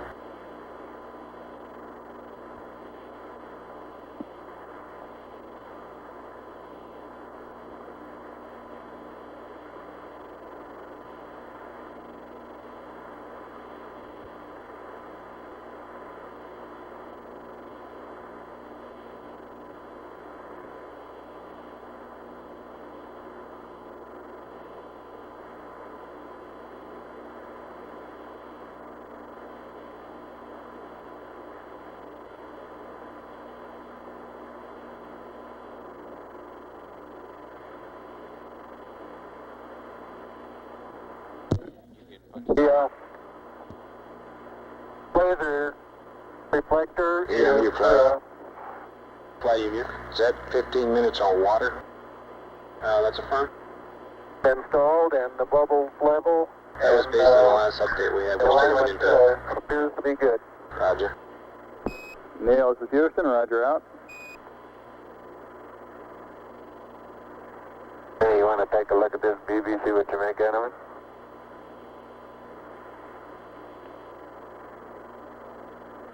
I found it pretty hard to get perfectly level too. That baby likes the outside. It won't go on the Experiments, inside. Flight experiments. I think I drowned him out. I think he just said it stays on the outside. The cup is convex now instead of concave. I think you're right. I believe it is. Houston, I don't think there's any hope of using this leveling device to come up with an accurate level. It looks to me as though the cup here that the BB is in is now convex instead of concave, over. Let's have him not to fight it too long a flight. Let's press on. Forget it. Roger 11, press on. If you think it looks level by eyeball, go ahead. Okay.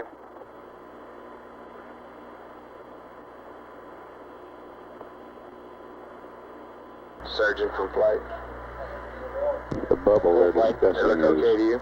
on a leveling Here's device predicted. on the Okay. passive seismometer.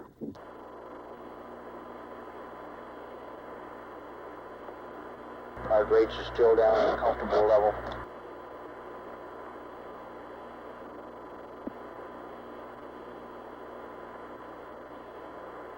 One going, huh? Okay, Capcom FAO flight surgeon and EMU on the loop. Okay, it looks like we can stand about another 15 minutes based on water. Surgeon says they're doing okay. There you go. Seems to me we ought to tell them that we're good for an extra 15 minutes and we'll give Buzz a mark at -10 when to start in, okay? Do you agree? That's fine. Flight EMU, go. The number looks a little better than that here. Houston, the 15 should have. facing the PSE, the right Surgeon, you hand agree? solar array deployed automatically. The left hand I had to manually And FAO, how far are we away from that 10-minute mark based on that? Hey, we 208 plus 15, 223. and all parts of the solar array are Okay, we'll have to take a little more off that because we'll have two wrong. Buzz, this is Houston. I understand you did successfully deploy both solar arrays, over. Roger, affirmative. Capcom flight. Red flight for Neil, based on consumables, and And there isn't any way of telling whether that's lined up. we can give him another 15 minutes and still give a -10-minute mark for Buzz to start termination, if he concurs. Okay, is Neil ahead or behind Buzz on consumables? I think Neil's ahead. Is that right, EMU? Flight EMU? Neil's using less, right? Still, that appears to be That's plenty. confirmed. LMP is the one that's down. Okay, go ahead, Capcom. Okay, for my information, would Buzz then be going in closer to nominal time? I don't follow you. We're going to give the total thing 15 minutes, and we'll still give Buzz a 10-minute -10 mark to start in based on that. All EVA 15 minutes. Yes, if he agrees.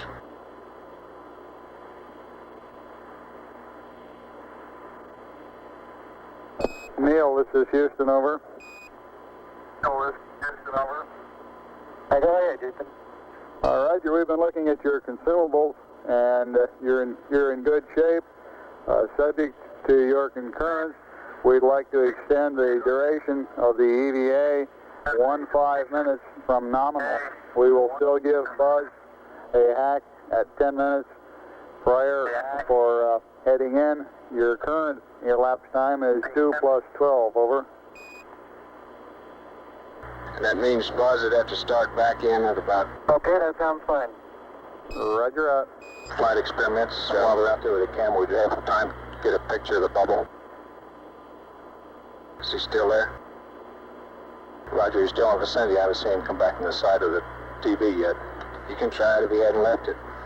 Who's got the camera, boys? 2:12 is the time expended on the PLSS. This is Houston. If you're still in the vicinity of the PSE, could you get a photograph of the ball level? Over.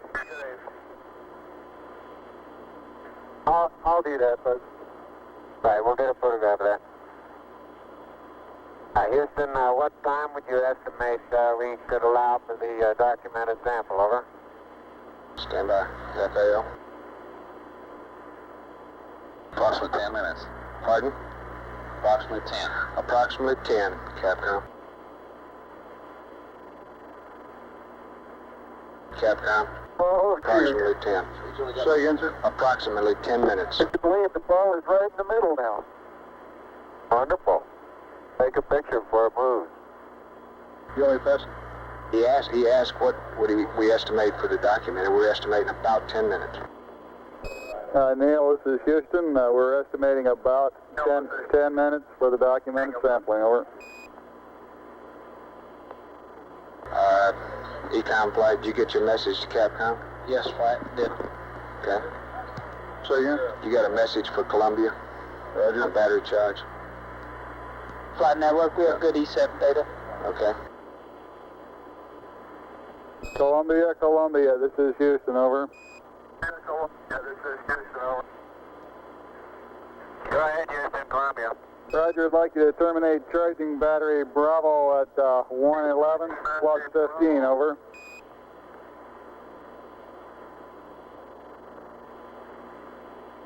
How about right now? Roger.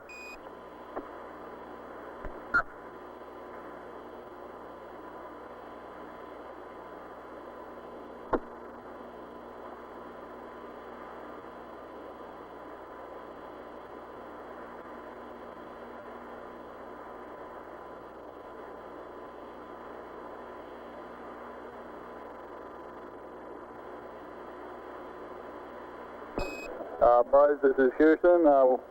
You've got about 10 minutes left now prior to commencing your EVA termination activities. Over. Termination activities, over. Roger, I understand.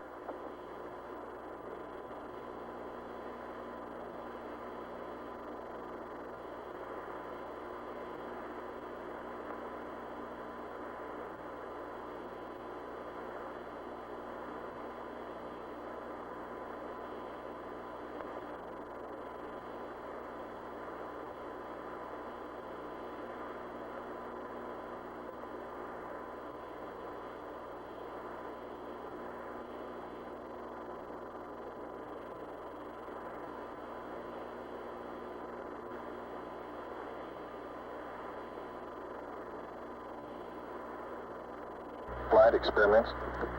Go ahead. Roger, we've uncaged. Working well. Say a lot of short period seismic activity.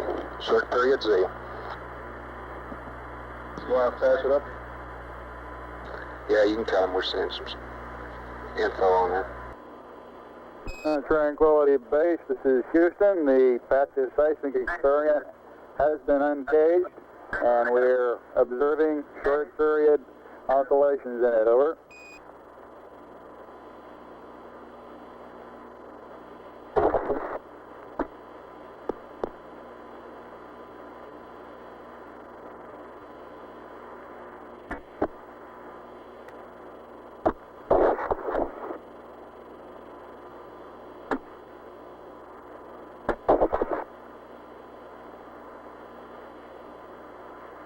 Flight EVA, go. Neil Armstrong 2:26 is in on the the bottom surface line. now, about an hour and 50 Okay, minutes. so we got to start him in now. He's got 9 minutes. Okay, we're supposed to give him 10 minutes prior to the bottom of the ladder, right? Yeah. Hey, we gave him a 10-minute. Great. Yeah, but he can utilize that 10 minutes as long as it's at the bottom of the ladder. Yeah, he understands that, right? Okay, yeah, sure.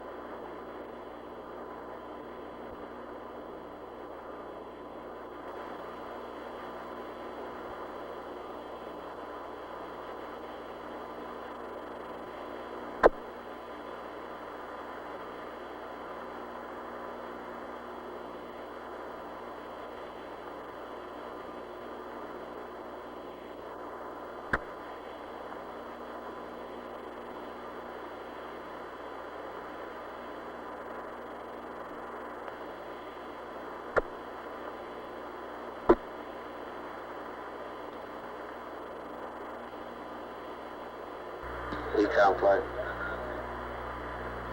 Flight Ecom. Did you get your battery charge off? Yes, the battery charge was terminated and everything looks good for LOS flight. How about you, GNC? Everything looks good, flight. We're good. Roger. Telcom, how are you? We're looking good, flight. In the foreground, Buzz Aldrin is collecting a core tube sample.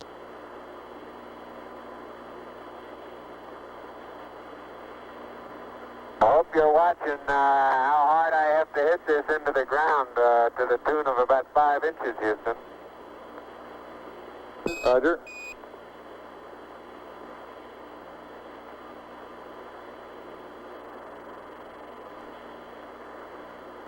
Experiments flight.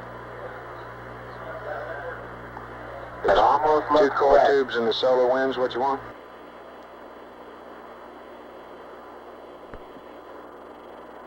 Experiments.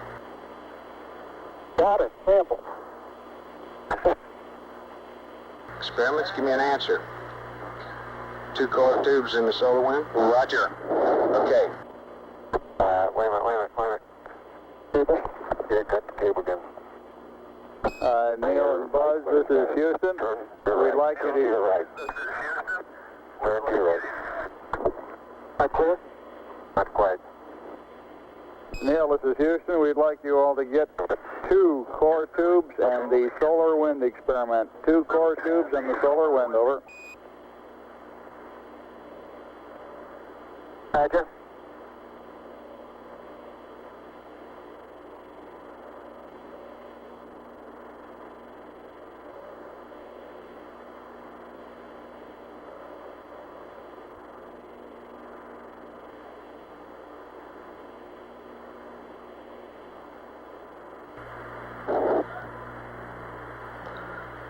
The core tubes provide material. Experiments. Go.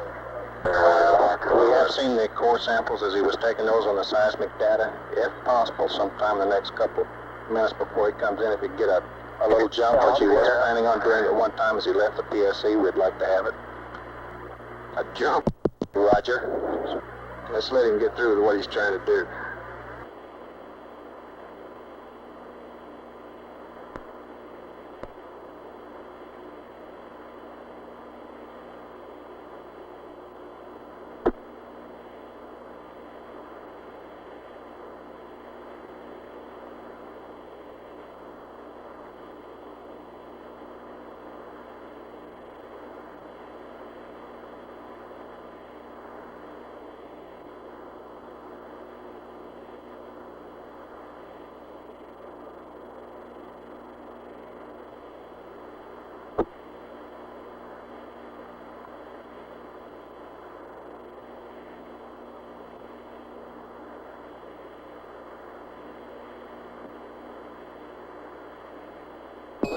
Buzz, this is Houston. You have approximately 3 minutes until you must commence your EVA termination activities, over. Roger, understand.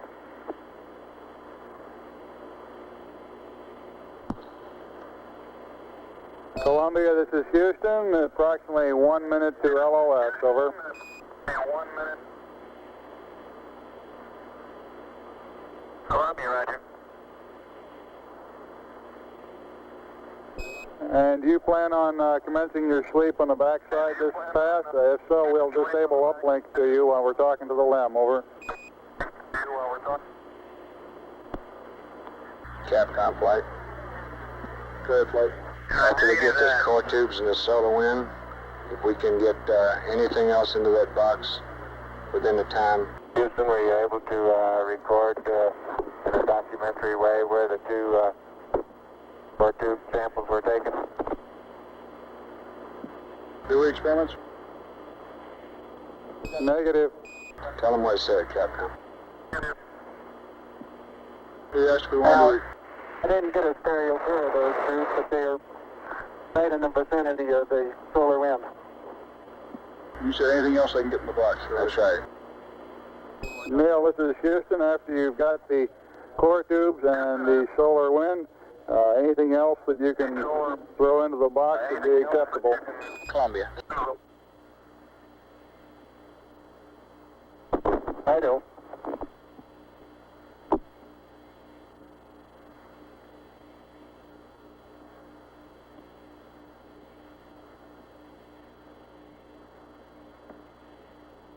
Cap was right.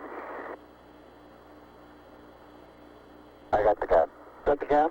They both got caps on around. Okay.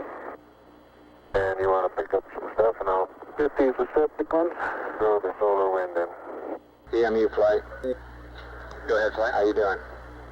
We're real fine, flight. You know we had a little extra lifetime there. Okay, Sergeant Flight, how are you?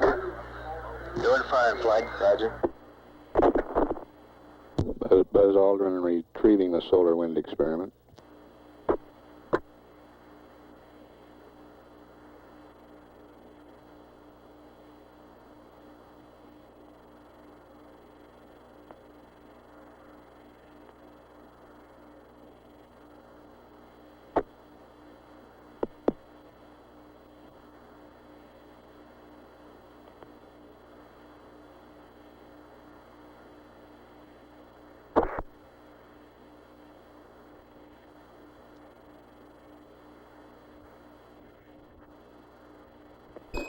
Buzz, this is Houston. It's about time for you to start your EVA closeout activities. Capcom flight. Go ahead, flight. Who gets the film? Roger. Buzz or Neil? On the close-up camera? Roger, I'm looking They've been on their life support system. On their life support systems, 2 hours and 25 minutes. How about film magazine?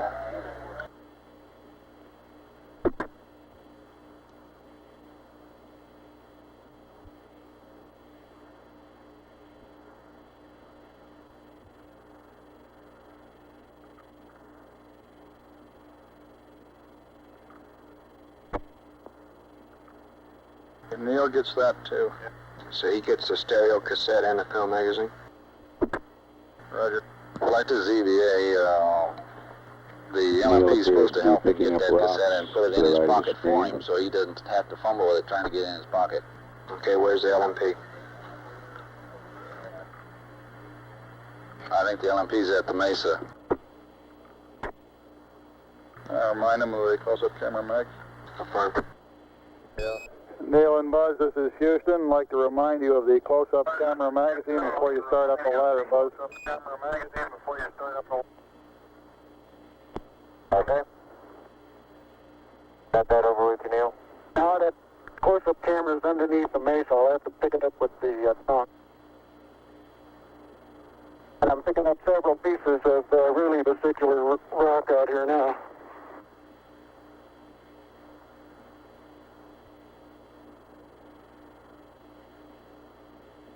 You didn't get anything in those environmental samples, did you?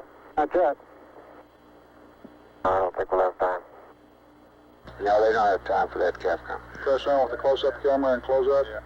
Yeah, let's get Neil, Buzz started closing up. Roger, Neil and Buzz. Let's press on with getting the close-up camera magazine and closing out of the sample return container. You're running a little low on time. Roger.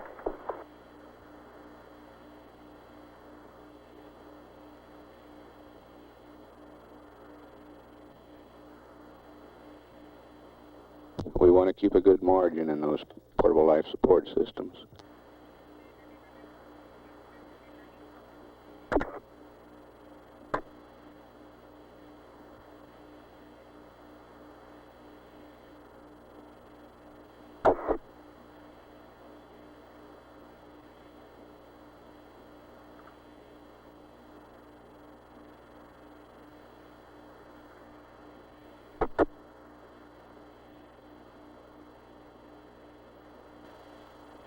Okay, can you quickly stick this in my pocket, Neil, and I'll head on up the ladder.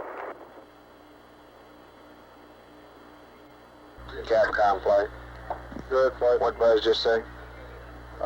He asked Oh, me to put the close-up camera film in his pocket and he'd head up the ladder. My flight plan shows, right.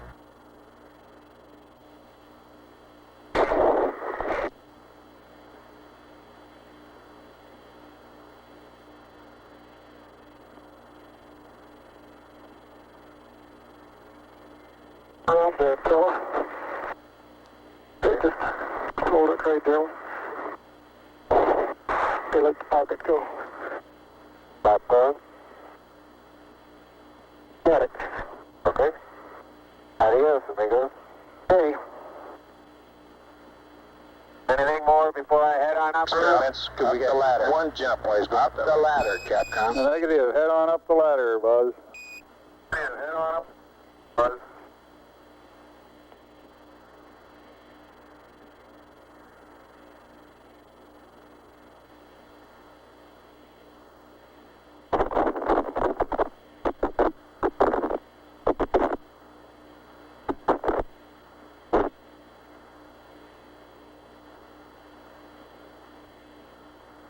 That white dot right above the horizon on the right is a phosphorus spot from the TV converter in the Park station in Australia.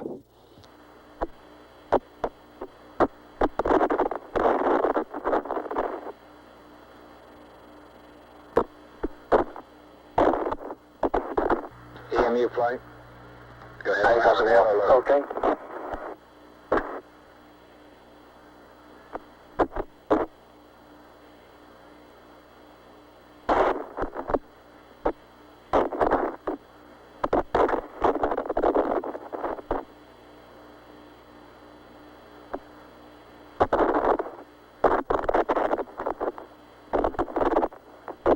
You get the solar wind roll there? Right, that's it right there.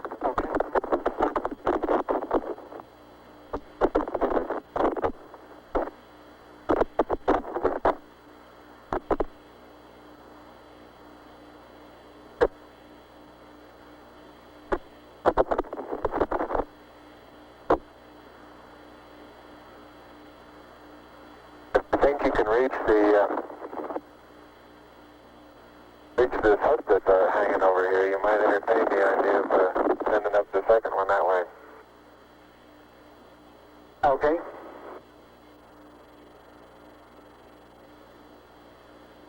Get the film off of that. Oh well. Better now.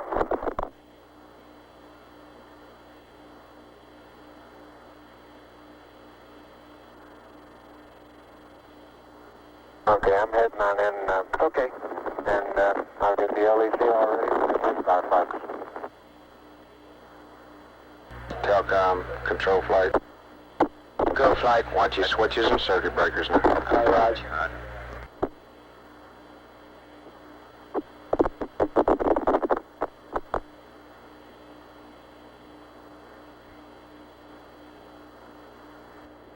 Neil's been on the surface a few minutes longer than 2 hours.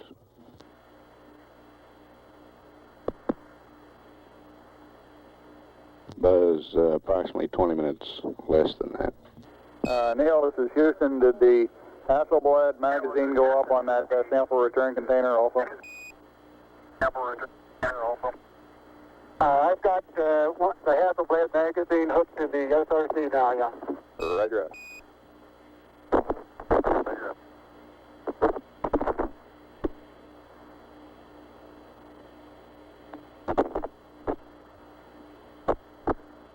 Flight, we're right on it now, as EVA. Say again? We're right on the timeline with that plus 15.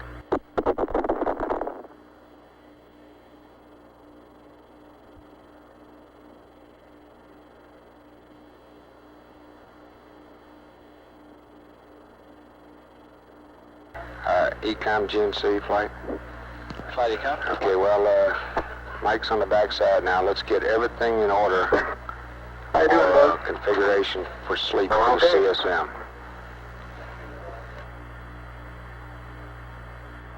Roger, flight.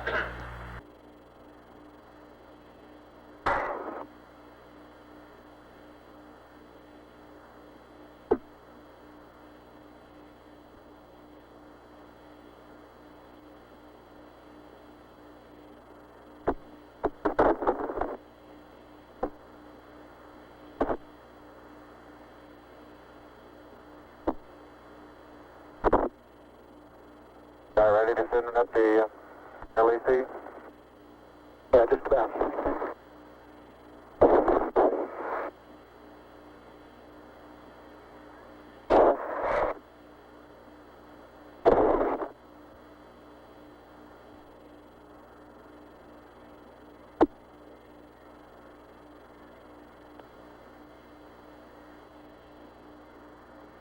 see.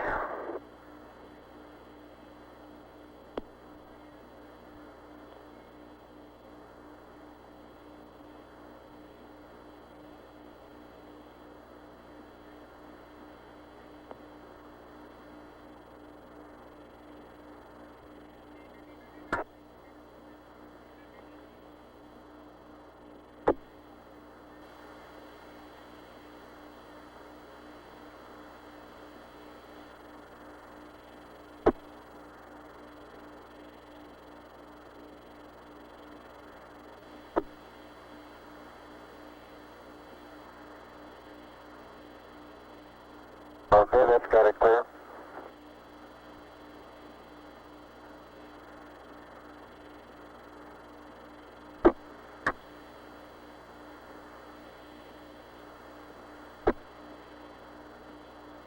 Transferring the sample containers into the LIM cabin now.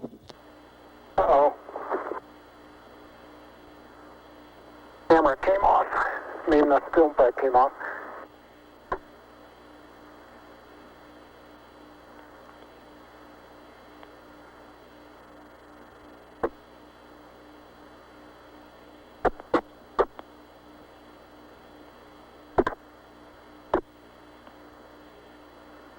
Okay, just ease it down now. Don't pull so hard on it. Alright, let it go.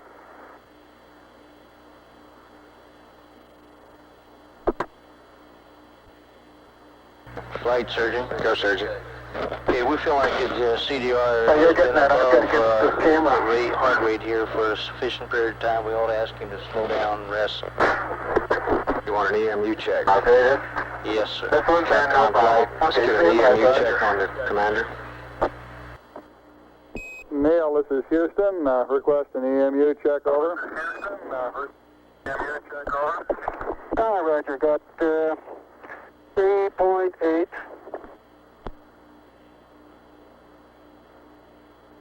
And I got 54 on the O2 and no flags.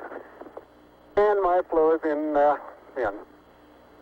Flight experiments. Go. Lake Observatory, dig, get a return on the laser. Roger.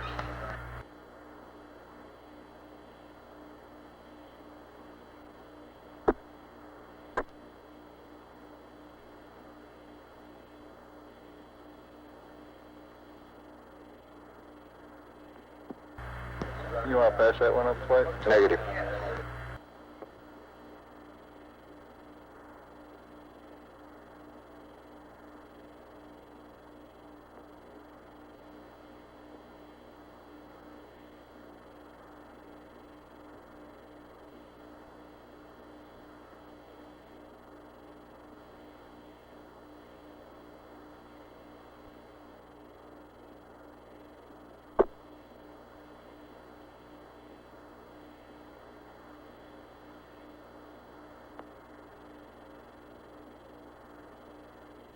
The Lick Observatory in California reports a Campground flight. return on the laser. Good, Flight.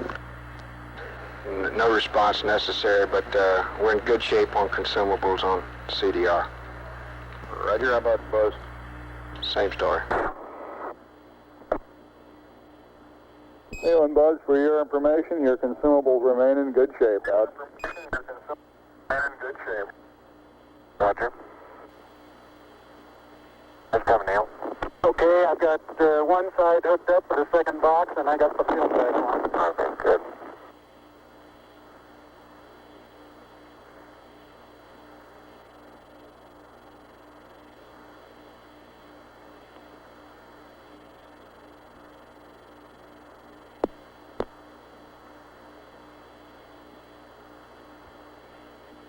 Why, that film from on the LEC is kind of falling all over me while I'm doing this. Well, that's good, huh?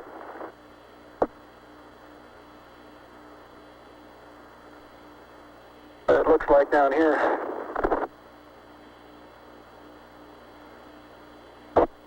I think my watch stopped, Neil. Hit it.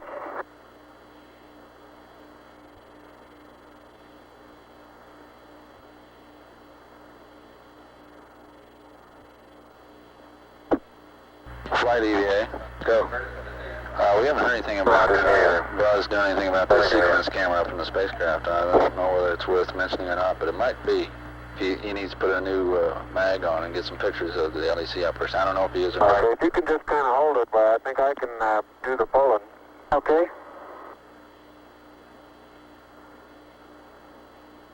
Stand by a minute. Let me move back.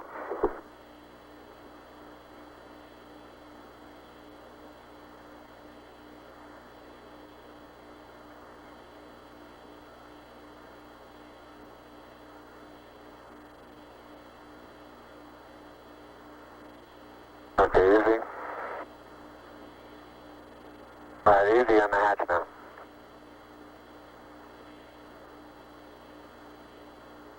Okay, I'll get it the rest of the way. Flight surgeon, you I'll should give it to you to, say again? Oh, hey, You just a should second. still continue to take it easy. Have a little more. This is the hardest part. I know it.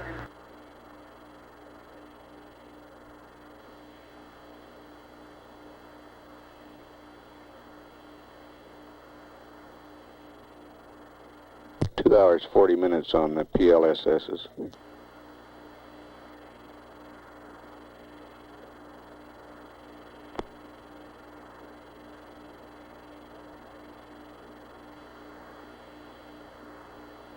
Buzz? Okay, it's unhooked. How about that package out of your sleeve? Is that? No. Okay, I'll get it when I get up there.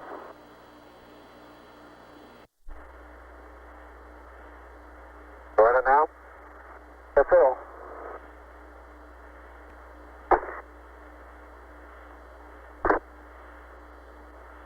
Okay? Okay.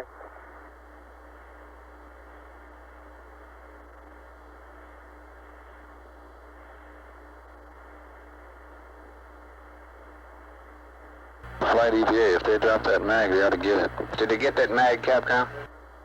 Neil, this is Houston. Did you get the Hasselblad magazine? Yes, I did. Thank And you. we got about, I'd say 20 pounds of carefully selected, if not documented, samples. Houston, roger. Well done. Out. In the second box.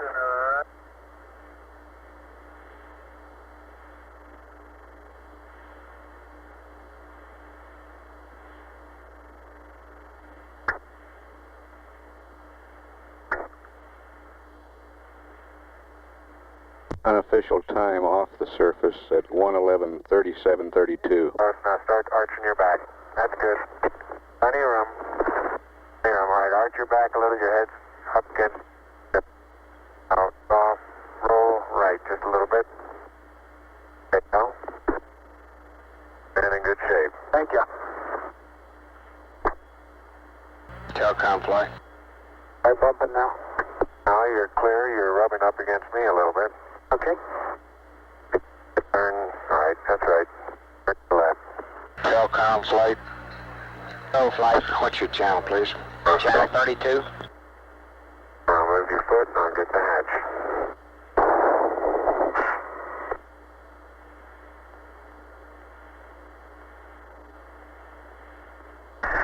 Okay.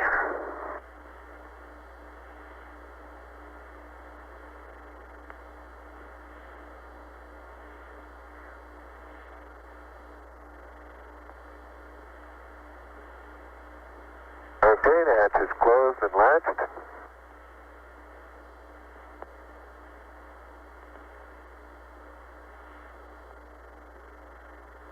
And verified secure. Okay. Pressurizing. Yeah, that's what I'm looking for.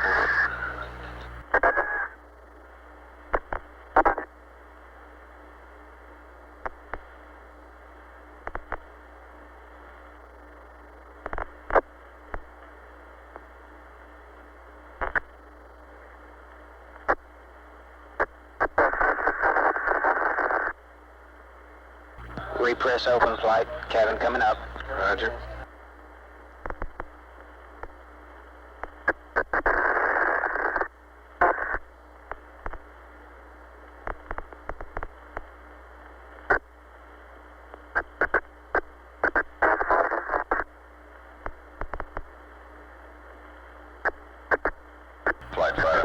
pressure coming up Real quick, about Cliff, 2.7, MPAD would like 8, us to have 9 us now. support one more sighting if it's all right with you.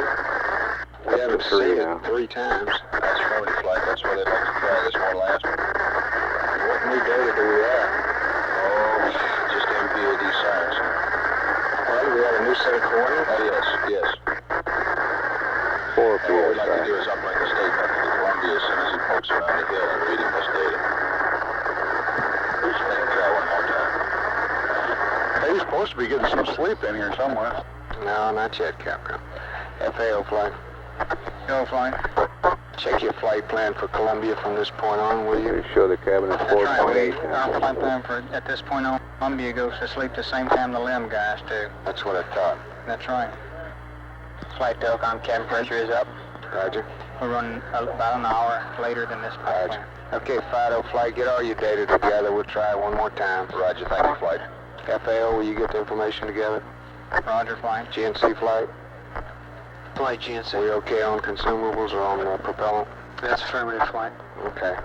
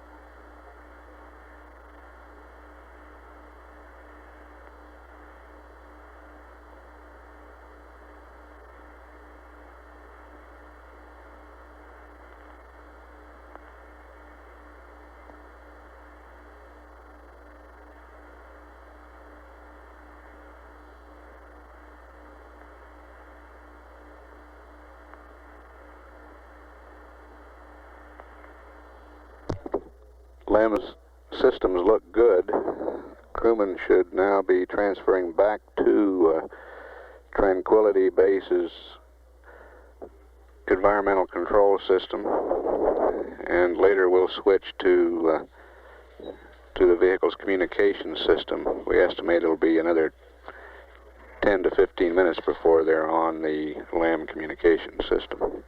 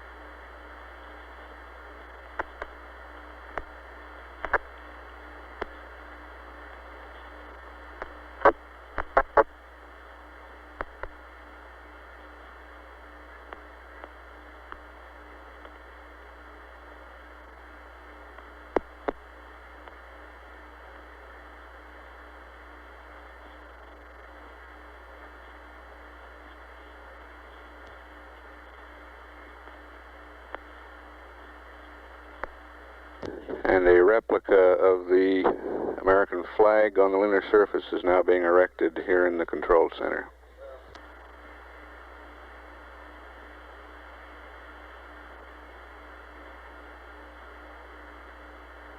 And a replica of the plaque on Tranquility Base has been hung on the wall.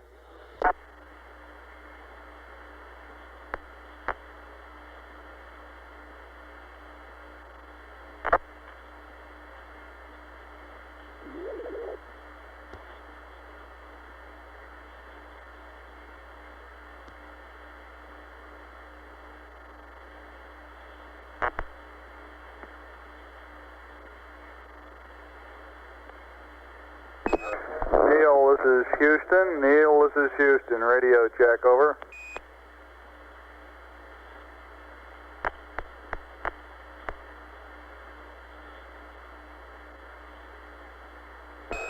Buzz, buzz. This is Houston. Radio check, over.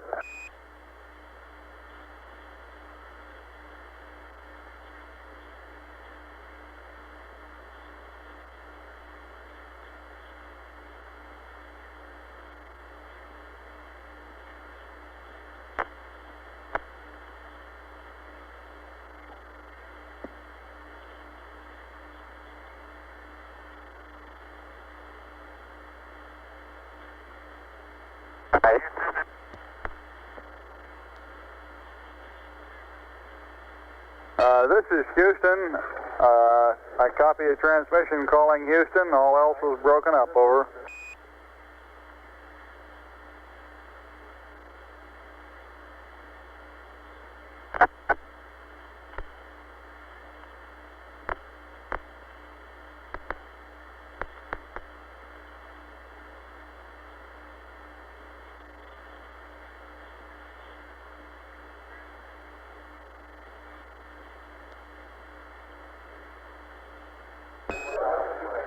Neil, this is Houston. If you read, we suggest you unstow 1+ antenna so we can have communications, over.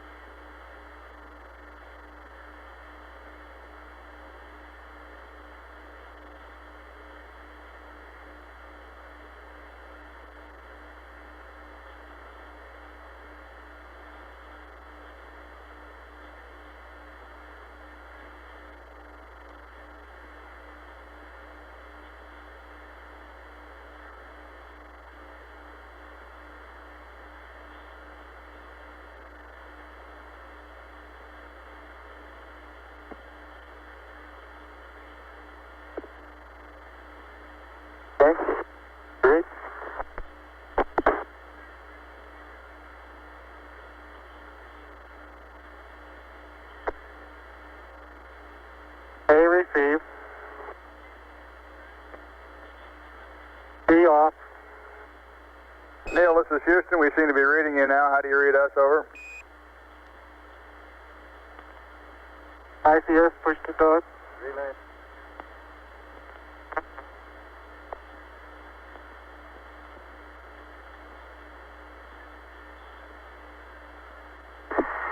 Houston, it's Tranquility. How do you read?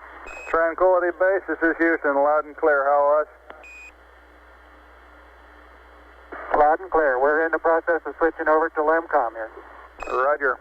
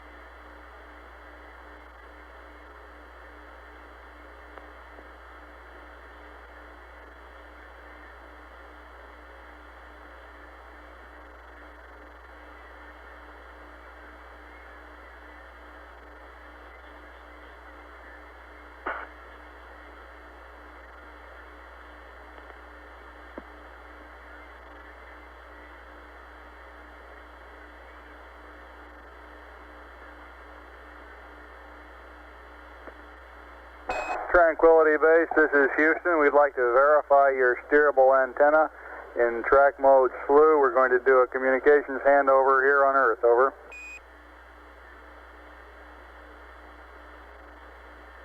Roger, that's affirmative. We're in track mode slew.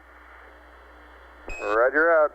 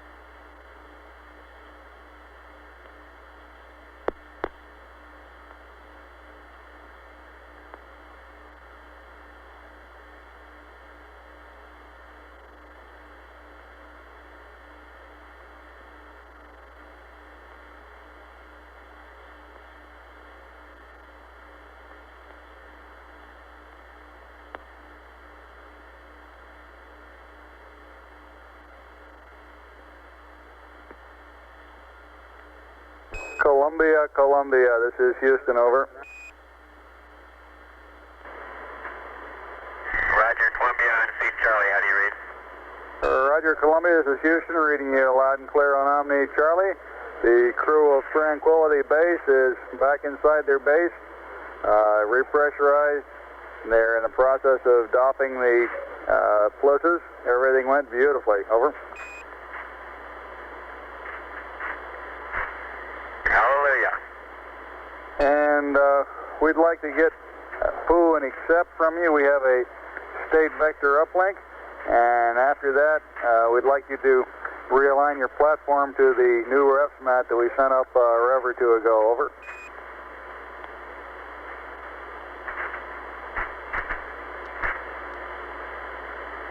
All right, understand. You want a option 1, please do option 1.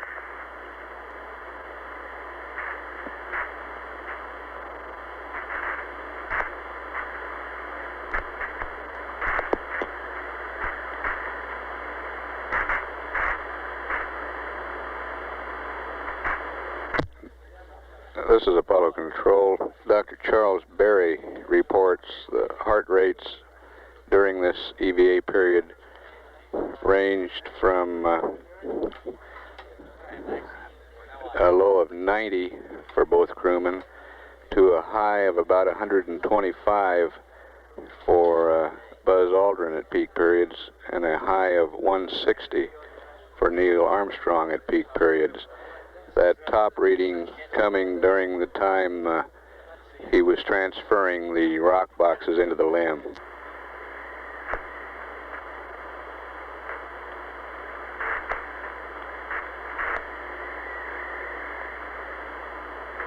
Dr. Berry says the data they got indicates Neil was working very hard at that time.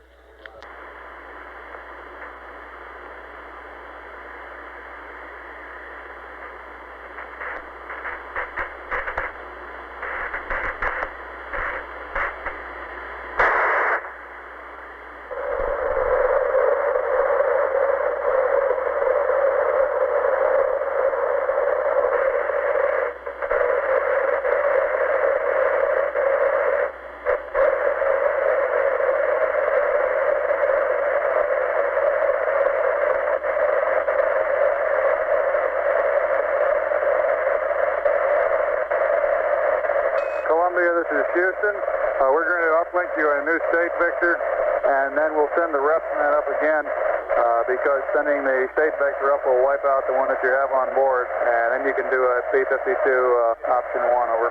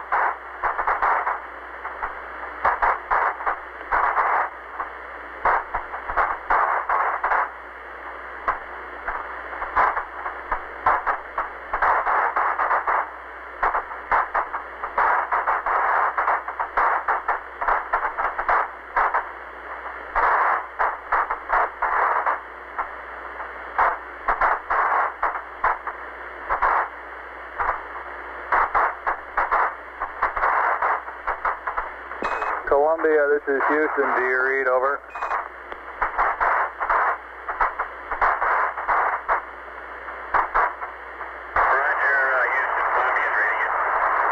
Okay, Columbia, we've completed the uplink. The computer is yours. You can go to block. However, we'd like you to hold off on the P-52 option 1 align until after you pass landing site 2. And we're requesting that you perform another P-22 and attempt to find the LEM this pass. I've got some numbers for you when you're ready to copy. Over.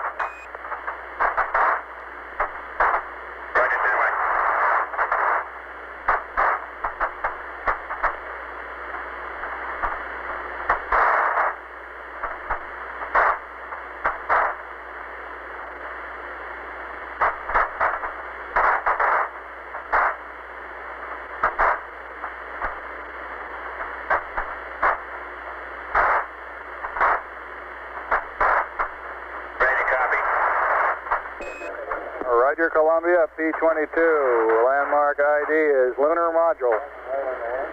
Make that Tranquility Base. T1 112 2508. T2 112 3017. 4 nautical miles south. Time of closest approach 112 3152. Shaft 357.051. Trunnion 047.432. Roll 0. Pitch 250. Yaw 0. Read back. Over.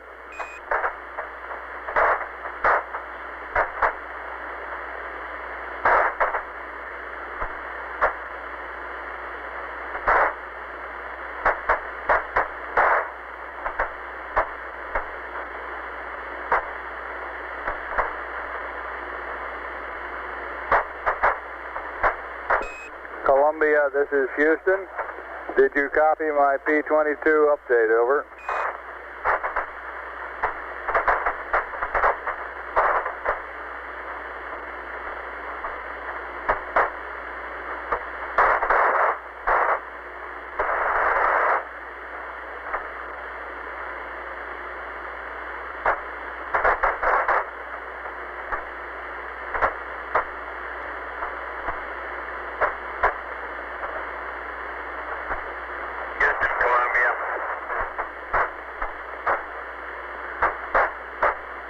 Columbia, this is Houston.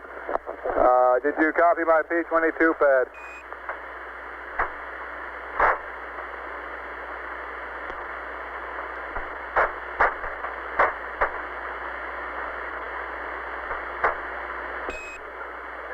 Columbia, this is Houston. Do you copy my pad? Over. Negative, Bruce. Just give me the latitude, longitude over 2, altitude, and the grid squares. Never mind the other, you're broken up. Stand by.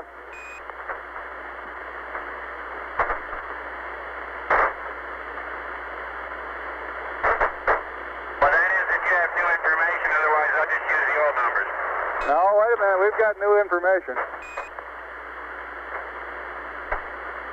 Okay.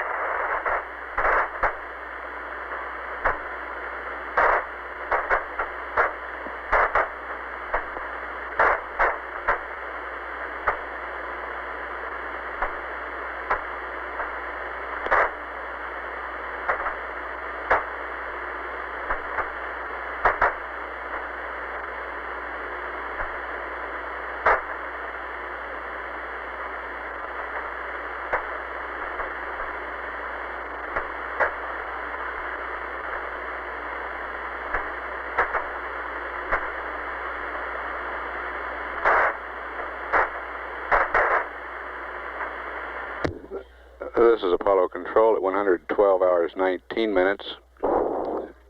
The inhabitants of Tranquility Base are still in the post-EVA cleanup period. Still have not fully configured the voice communications. However, we are getting telemetry, good telemetry from Tranquility Base, showing a cabin pressure of 5 pounds per square inch, temperature of 60 degrees. We expect to establish communications before too long.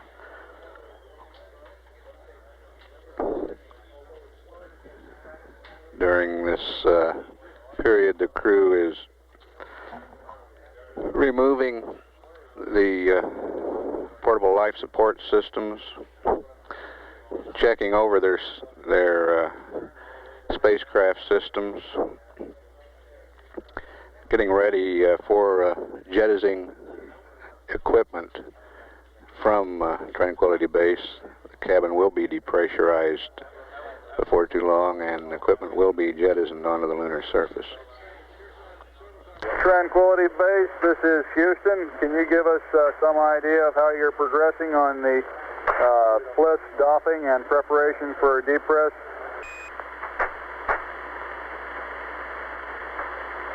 Roger, Houston, Tranquility Base. We're in the process of using up what film we have, and I'm just getting ready to change the primary ECS canister. Over. Roger, Tranquility. We'd like to hold off as long as possible on the lithium hydroxide canister. Make that one of the last things you do in getting ready for the depress if you can. Over. Roger, we're planning on doing that. I'm just wondering how much longer we want to wait, though. We've probably got another half an hour's worth of picture taken, and I guess we could run through an heat cycle and then change the canister and then depress. Over. Roger, that sounds fine to us. Well, it'll be a little crowded in here for a while. Oh, we don't mind a bit.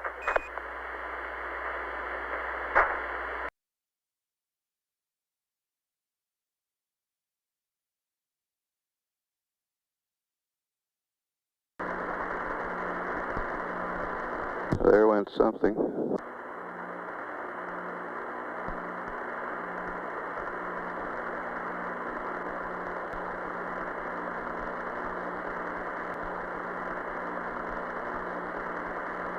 Looked like a portable life support system.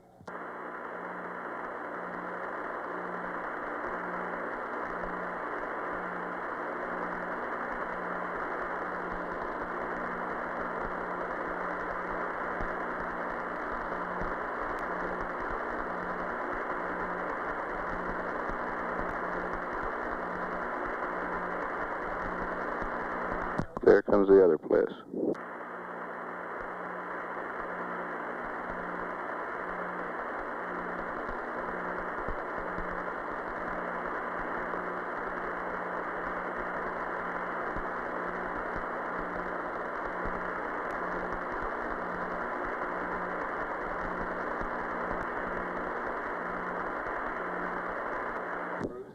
The experiments console reports the seismometer recorded both the impacts of those portable life support systems.